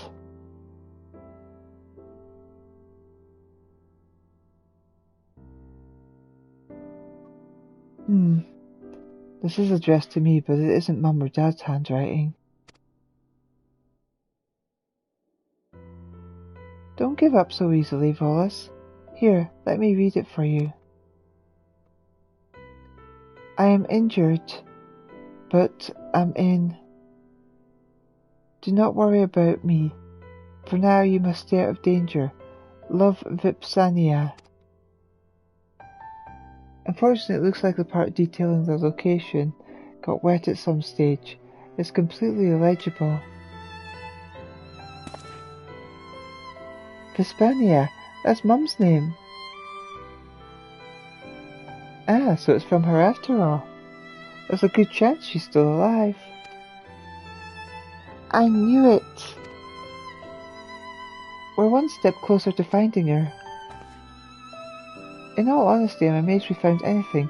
Thank you for convincing me the search was worthwhile. It's clear as day to me now why your comrades have nothing but praise for you. With you on the case, we'll find this mother in no time.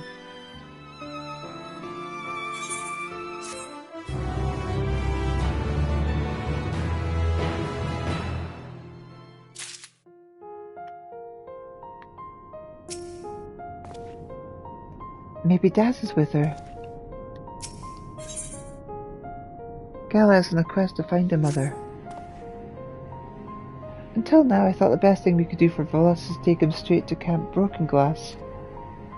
But with the new information that has come to light, perhaps it's better for him to wait here a little longer, at least while we search for his parents. I appreciate you looking for them, I really do. If you're going to thank anyone, thank Elita for changing my mind. Right, let's go over what we learned from the letter. Hispania is injured, but in a safe location. Volus has said it's not his parents' handwriting, which means she must be with another person entirely. Someone she can ask to write letters in her stead. Or at least, that's what I make of it. Do you know where she might go in time of emergency? Maybe Palantin Novirin? She was a maid there. Last time I saw her, she was on her way there. Even with all the fighting, she had lots to do. She told me to keep listening to the radio in case there was news about the war. If anything really bad happened, we were to meet here at the station. So, the radio kept you from harm, and thanks to her forethought, you were able to find shelter immediately after the city descended into chaos. Your mother was a clever woman indeed. But I wonder, why hasn't she made her way here? She worked at Palatum Novum, huh? Titus and Nerva's residence, perhaps, when she learned the station was being held by the enemies, the First Legion, she may have thought of coming here. Even with the war effectively over, she may have been suspected as a spy or the like. So, any thoughts on the matter?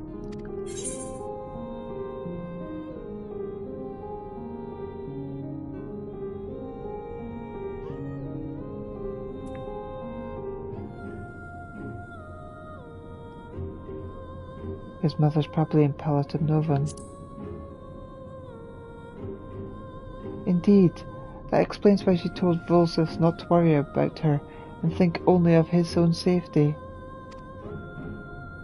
At any rate, let's make our way to Palatum Novum and see what we can find.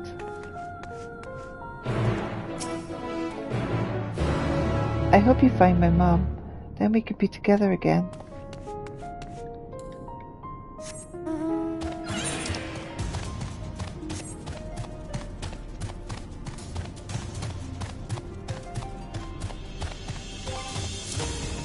Forward and back and forward and back and forward and back and then we press it again.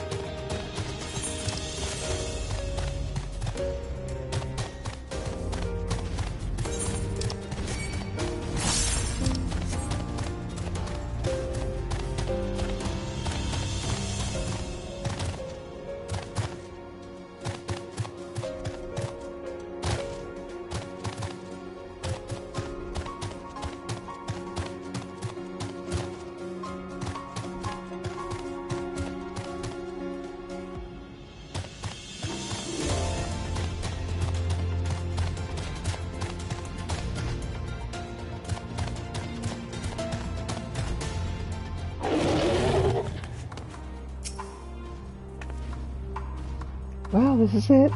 Palatum Novum. A far cry from its former glory, but relatively untouched compared to some parts of the capital. It was built to last, so the lower floors were adequate refuge. However, there are countless Magitech drones patrolling the perimeter, attacking any who approach. That would explain why those inside have been unable to seek shelter elsewhere. How ironic that the machina that once protected Garlemald are now one of the greatest threats to her people. But now is not the time for such musings. I know the interior well enough that I should be able to locate any survivors fairly quickly. Could you keep the Magitech drones away while I'm inside? I'll be back as soon as I finish my search. In the meantime, take care.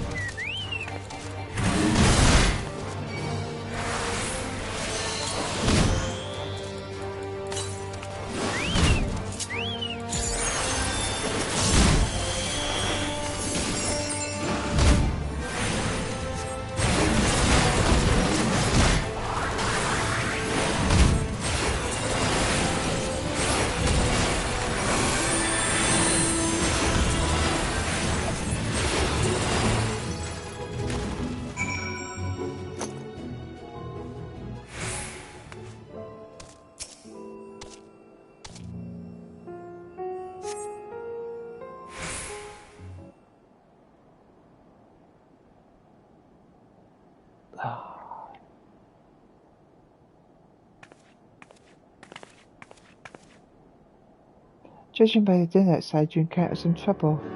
You have my thanks. Unfortunately, I saw no sign of the royal family or Hispania in there. Or anyone else, anyone at all for that matter. That said, it wasn't a complete waste of time. It looked like people had been living in there until fairly recently. There was a radio in there too, one of the newer models, so I imagine they avoided being tempered. It appears they'd taken all the provisions and warm clothing with them, which indicates they had plenty of time to plan their exit.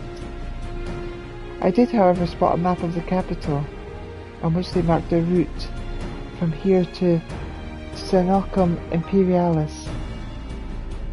You see where this is leading, yes? The survivors have headed to the Senocum Imperialis. Precisely. It's hard to imagine Hispania parting with the royal family at this point, which means she must have accompanied them on a journey. Judging by the condition of the rooms inside, I would say only a few days have passed since most since their departure. When you're ready, let's head to the Senocum Imperius and continue our search.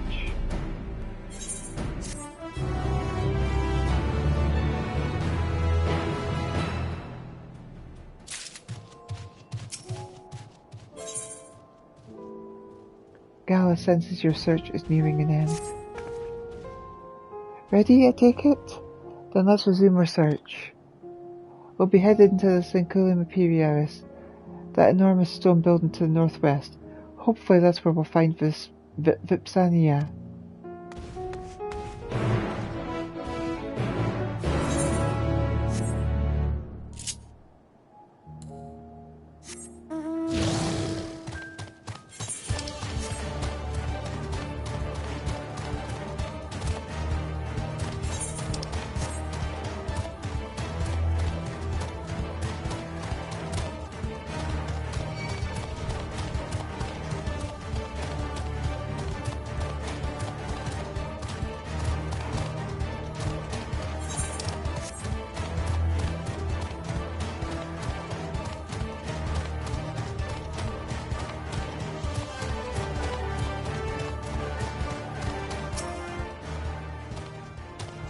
Oh no.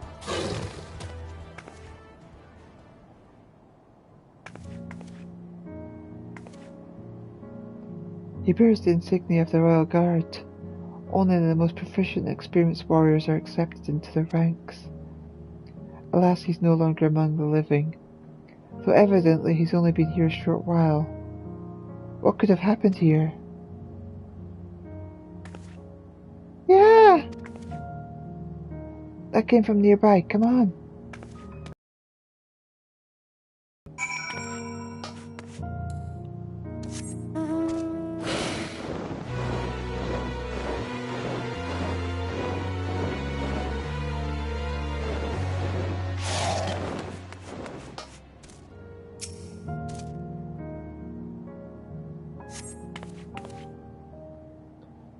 I have no idea who you are, but I owe you a great debt.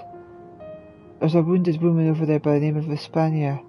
Please tend to her as well.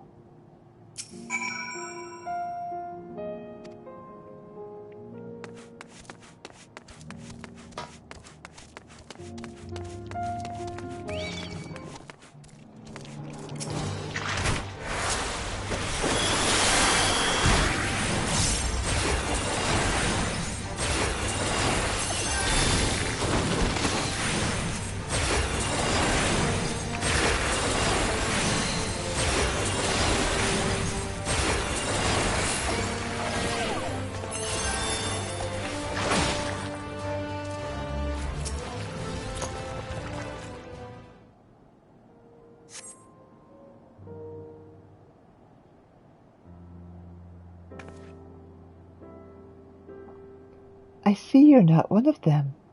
But who are you?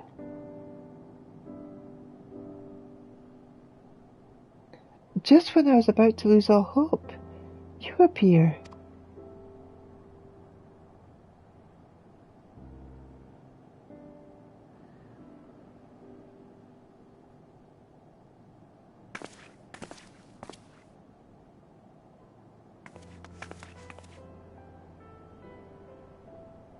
we managed to put down the last of them. I still can't quite believe you're here at my son's request. You should be proud. Were it not for him, we might not have found you. I'm sure he'll be eager to express his gratitude to this gentleman here. Yes, he and I both served in the royal family, at least until the city was plunged into chaos. I was badly injured and he's been at my side ever since. While I was still recovering, he even penned letters for me and placed them in the ruins of my home for my loved ones to find. Your praise is wasted on me, truly. After all, I and my comrades stopped you from going to meet your family at the First Legion's encampment, for our own selfish reasons. Then, even the Draconia Imperialis, our supposed safe haven, was attacked by the rampaging Magitech. I shall never live down the shame of failing to protect the members of the royal household in my care. But thanks to you both, I have been spared an untimely end. Pray accept my deepest gratitude.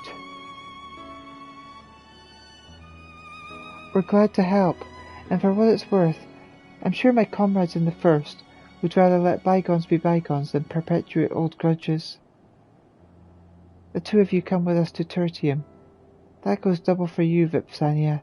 Your son will be overjoyed to see you again. And I him. We've been apart for too long. Then let's waste no more time here. But we'd better not rush, given your injuries.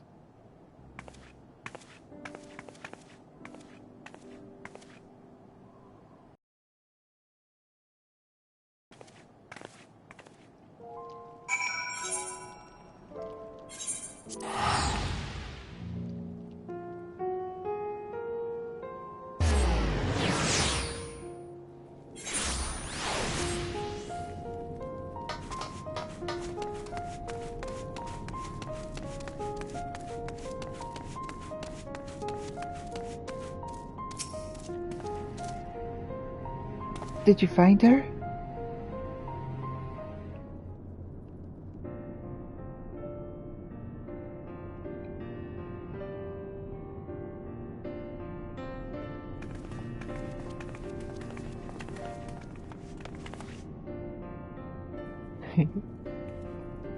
Mom!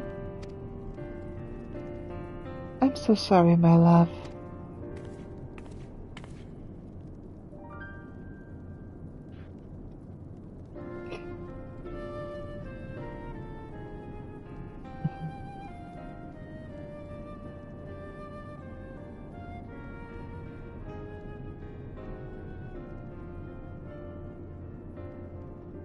I simply have to know, why did you leave Palatium Novum? We both served the King of Lord Nerva, so it was decided we would join the Third Legion in the Synachium Imperialis. But as soon as we set foot outside, the streets were overrun by soldiers in the throes of madness and Magitech drones attacking anyone who dared cross their path. It's a miracle we even managed to escape. We eventually made it to the Synachium Imperialis and hid inside, but it didn't take long for the Machina to find us. You stepped in just when we had begun to abandon hope. Looks like we arrived in the nick of time.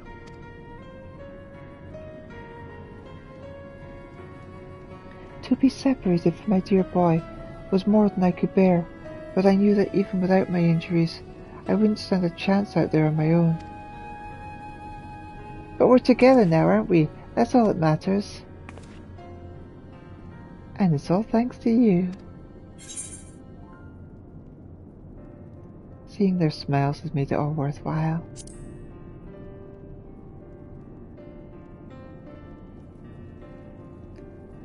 She is right.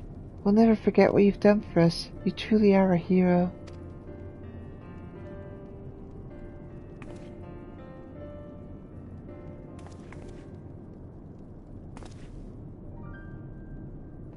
This reminds me why I joined the Vigiles Urbani all these years ago. It's true what they say, a good deed really is its own reward. Any road. We best stay here a while to allow Vipsania time to recuperate. She's still injured after all. Then we can head to Camp Broken Glass.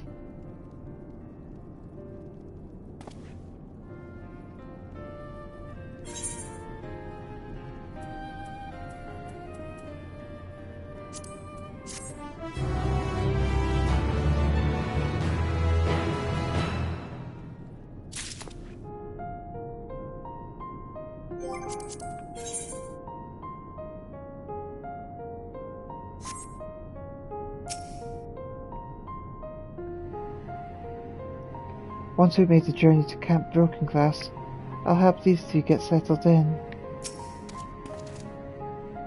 Are there warm beds at your camp and hot food?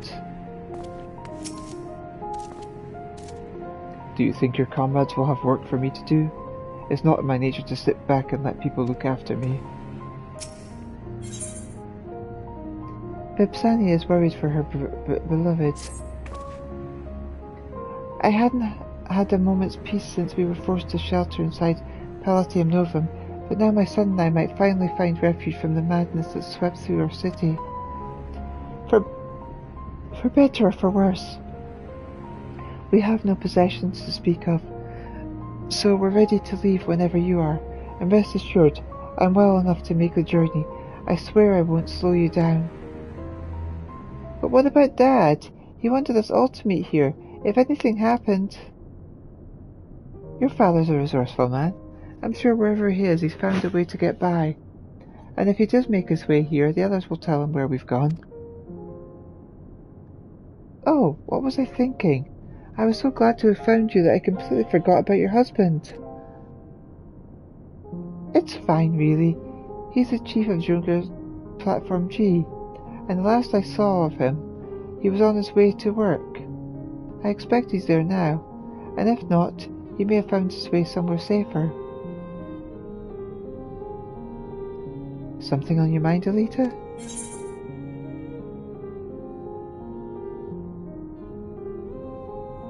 I know someone who worked there. Really? I must speak with them. What a fortunate coincidence. But first things first, let's get to Camp Broken Glass before we start making further inquiries.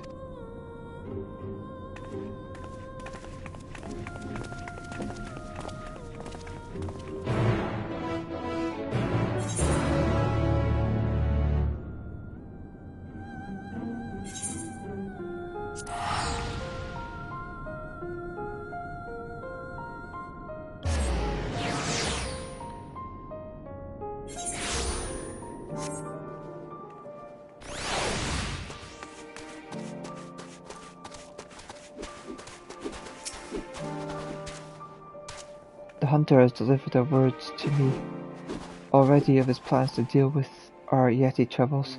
How clever a stratagem he's hit upon. If only his method weren't so macabre, shall we say. Almost surreal to consider that our Wilhelm foe is now aid in our survival. Today has proven to me that we really can't bridge the divide that once separated us from them. All it takes for us is to simply reach out and offer a hand of friendship. I should like very much were this newfound partnership to continue.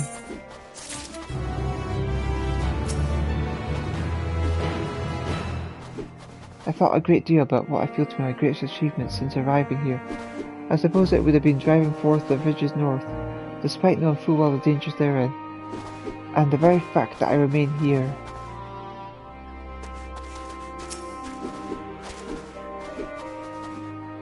I've gone to the trouble of submitting my report already, so you needn't worry about that. And as I promised, that brings an end to my endless requests. Truth be told, my motivations for being here aren't entirely out of a sense of duty. My father was conscripted into the Garlean forces long ago, so when I heard that refugees had been found here, I had to meet them for myself. I volunteered for this duty, but unfortunately none of the refugees stored my memories of him. Still, I won't give up the search.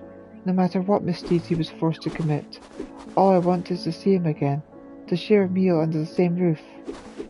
Some, like Jarek, seem resigned to accept this place as their home, but there are others, like my father, who have people waiting for them, searching for them. If I can see even one family reunited, then this will have all been worth it. Although the road ahead's a long one, it's time I stopped forcing you to walk it with me. Thanks for all you've done, friend. Please take this. You've earned it 1,000 times over.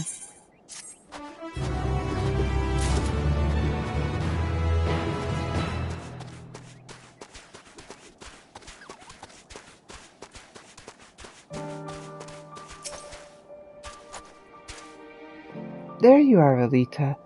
I've already received word from our friend the engineer. He was rather fulsome in his praise of you, I must say. You're a credit to the cause. There was a lightness about him, one that I hadn't seen when he first spoke to me. It was as if a weight had fallen clean off his shoulders. As a member of the Imperial Army, he is no doubt conflicted about the state of affairs. Perhaps speaking with you helped him gain a bit of perspective on the whole thing. Who knows? At any rate, allow me to thank you for your work today. We couldn't have done it without you.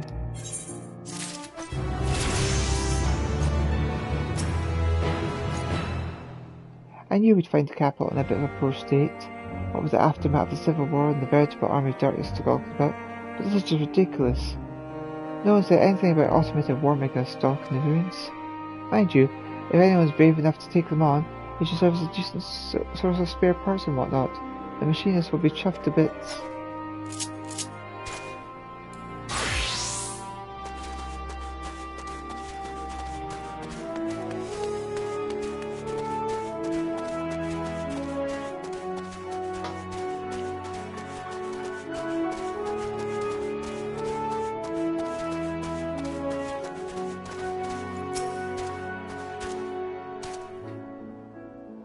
You've flown through the skies above Garlemald and lived to tell the tale. How was the Imperial pirate? I can't imagine how difficult it must be to look down on such wreckage. I know it was once your home, but I'm sure your presence was a comfort to him. It will take a great deal of hard work and elbow grease to see the city restored, but I have all the faith in the world that we can see it done. I only hope that our efforts can bring about an alliance between our realms.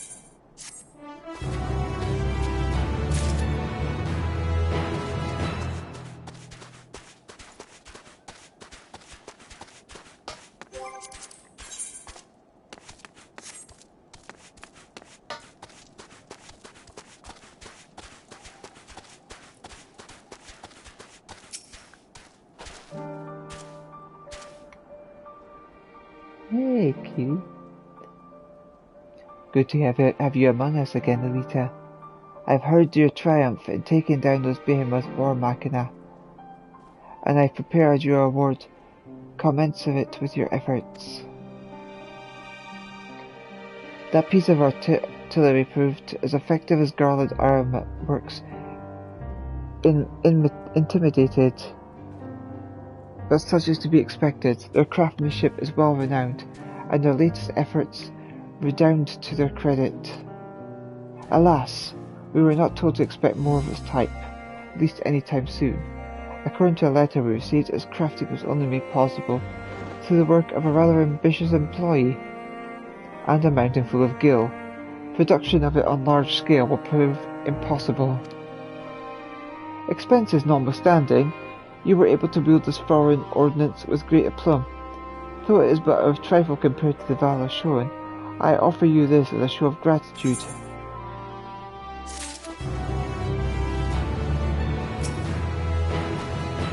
God, this place is cold. We have a share of chilly nights in the steppe, but I've never experienced anything like this before. Now we can snuggle up together if you want.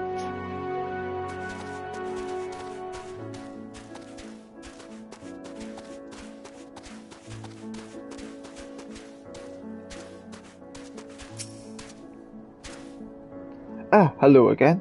Since we last spoke, Appy and I have been holding regular meetings with other machinists to discuss all manners of topics, mostly of a technical nature. Greetings, Elita. You may be interested to know we've been kept rather busy. What with getting to the platform up and running again? Why, yes, of course. I'd be happy to share what I know.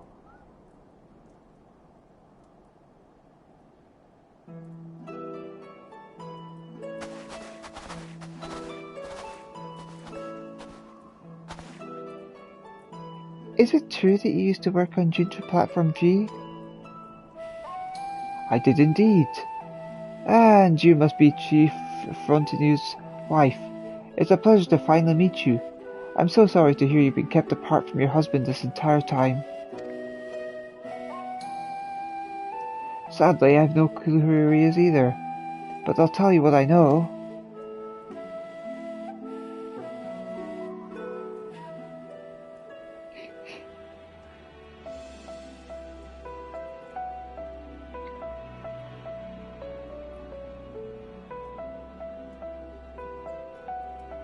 He disappeared with the identification key? That doesn't sound like him at all. Useful information to be sure, but we'll need more than that before we can go looking for him. Valusus, could you tell us anything else about your father? He's ever so kind, and never breaks a promise. Good at making plans too. It was his idea for us all to meet at the station. That sounds like the chief. All his ideas are founded on logic. Tertium would act as an ideal underground shelter, and if the trains were still running, they would provide the perfect escape route.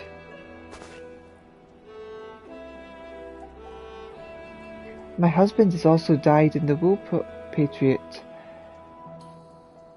He made a point of hanging the Imperial flag in front of our house, for all the neighbourhood to see, and often spoke of his devotion to the Empire. We have a lot in common, the Chief and I. I am certain he took the key to stop others from misusing the platform. Speaking of the key, could you tell us more about it? It grants access to the entire fuel supply network, a pipeline that connects countless faculties, including the platforms and the Encaladum. I think we have all the pieces of the puzzle. But how do they fit together?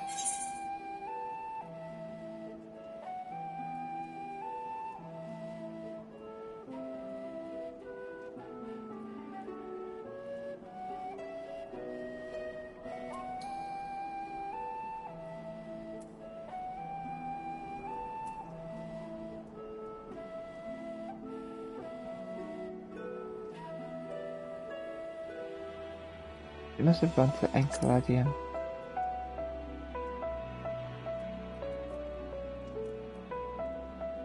Yes, if the cerulean pipeline is the root of all this, that's a distinct possibility.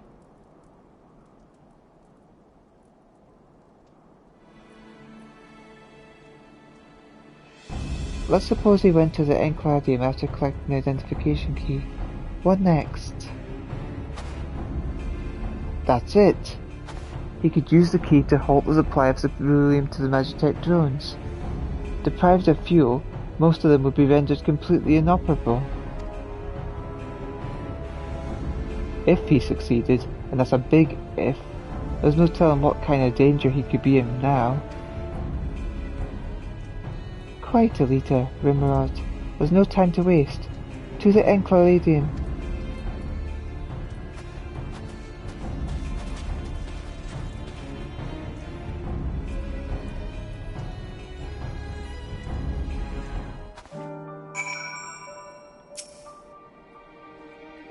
Rimrod's skill with a firearm should come in handy if you're forced to engage in combat.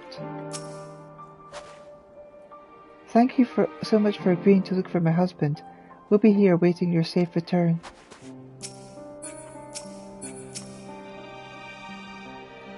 Please be careful. I want to see my dad again, but I don't want anyone else to get hurt.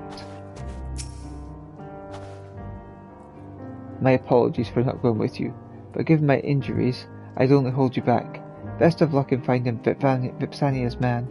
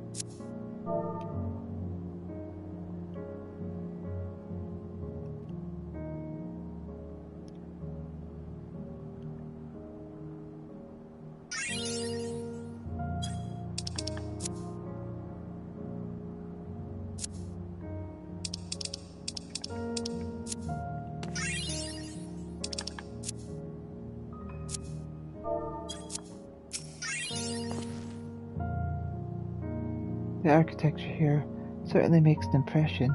This is actually my first time to venture this far, you know.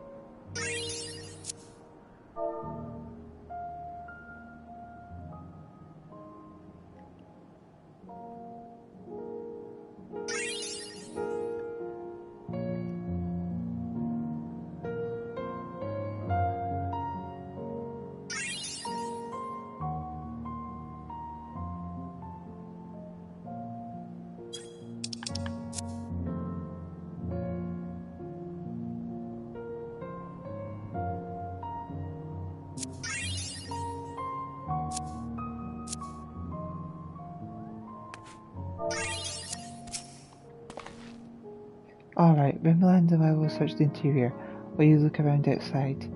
He may yet be waiting for the right moment, in which case he'd seek shelter from the cold. Vespania said Frontonius has distinctive long white hair. Keep your wits about you. Who knows what Magitech foes lie in wait.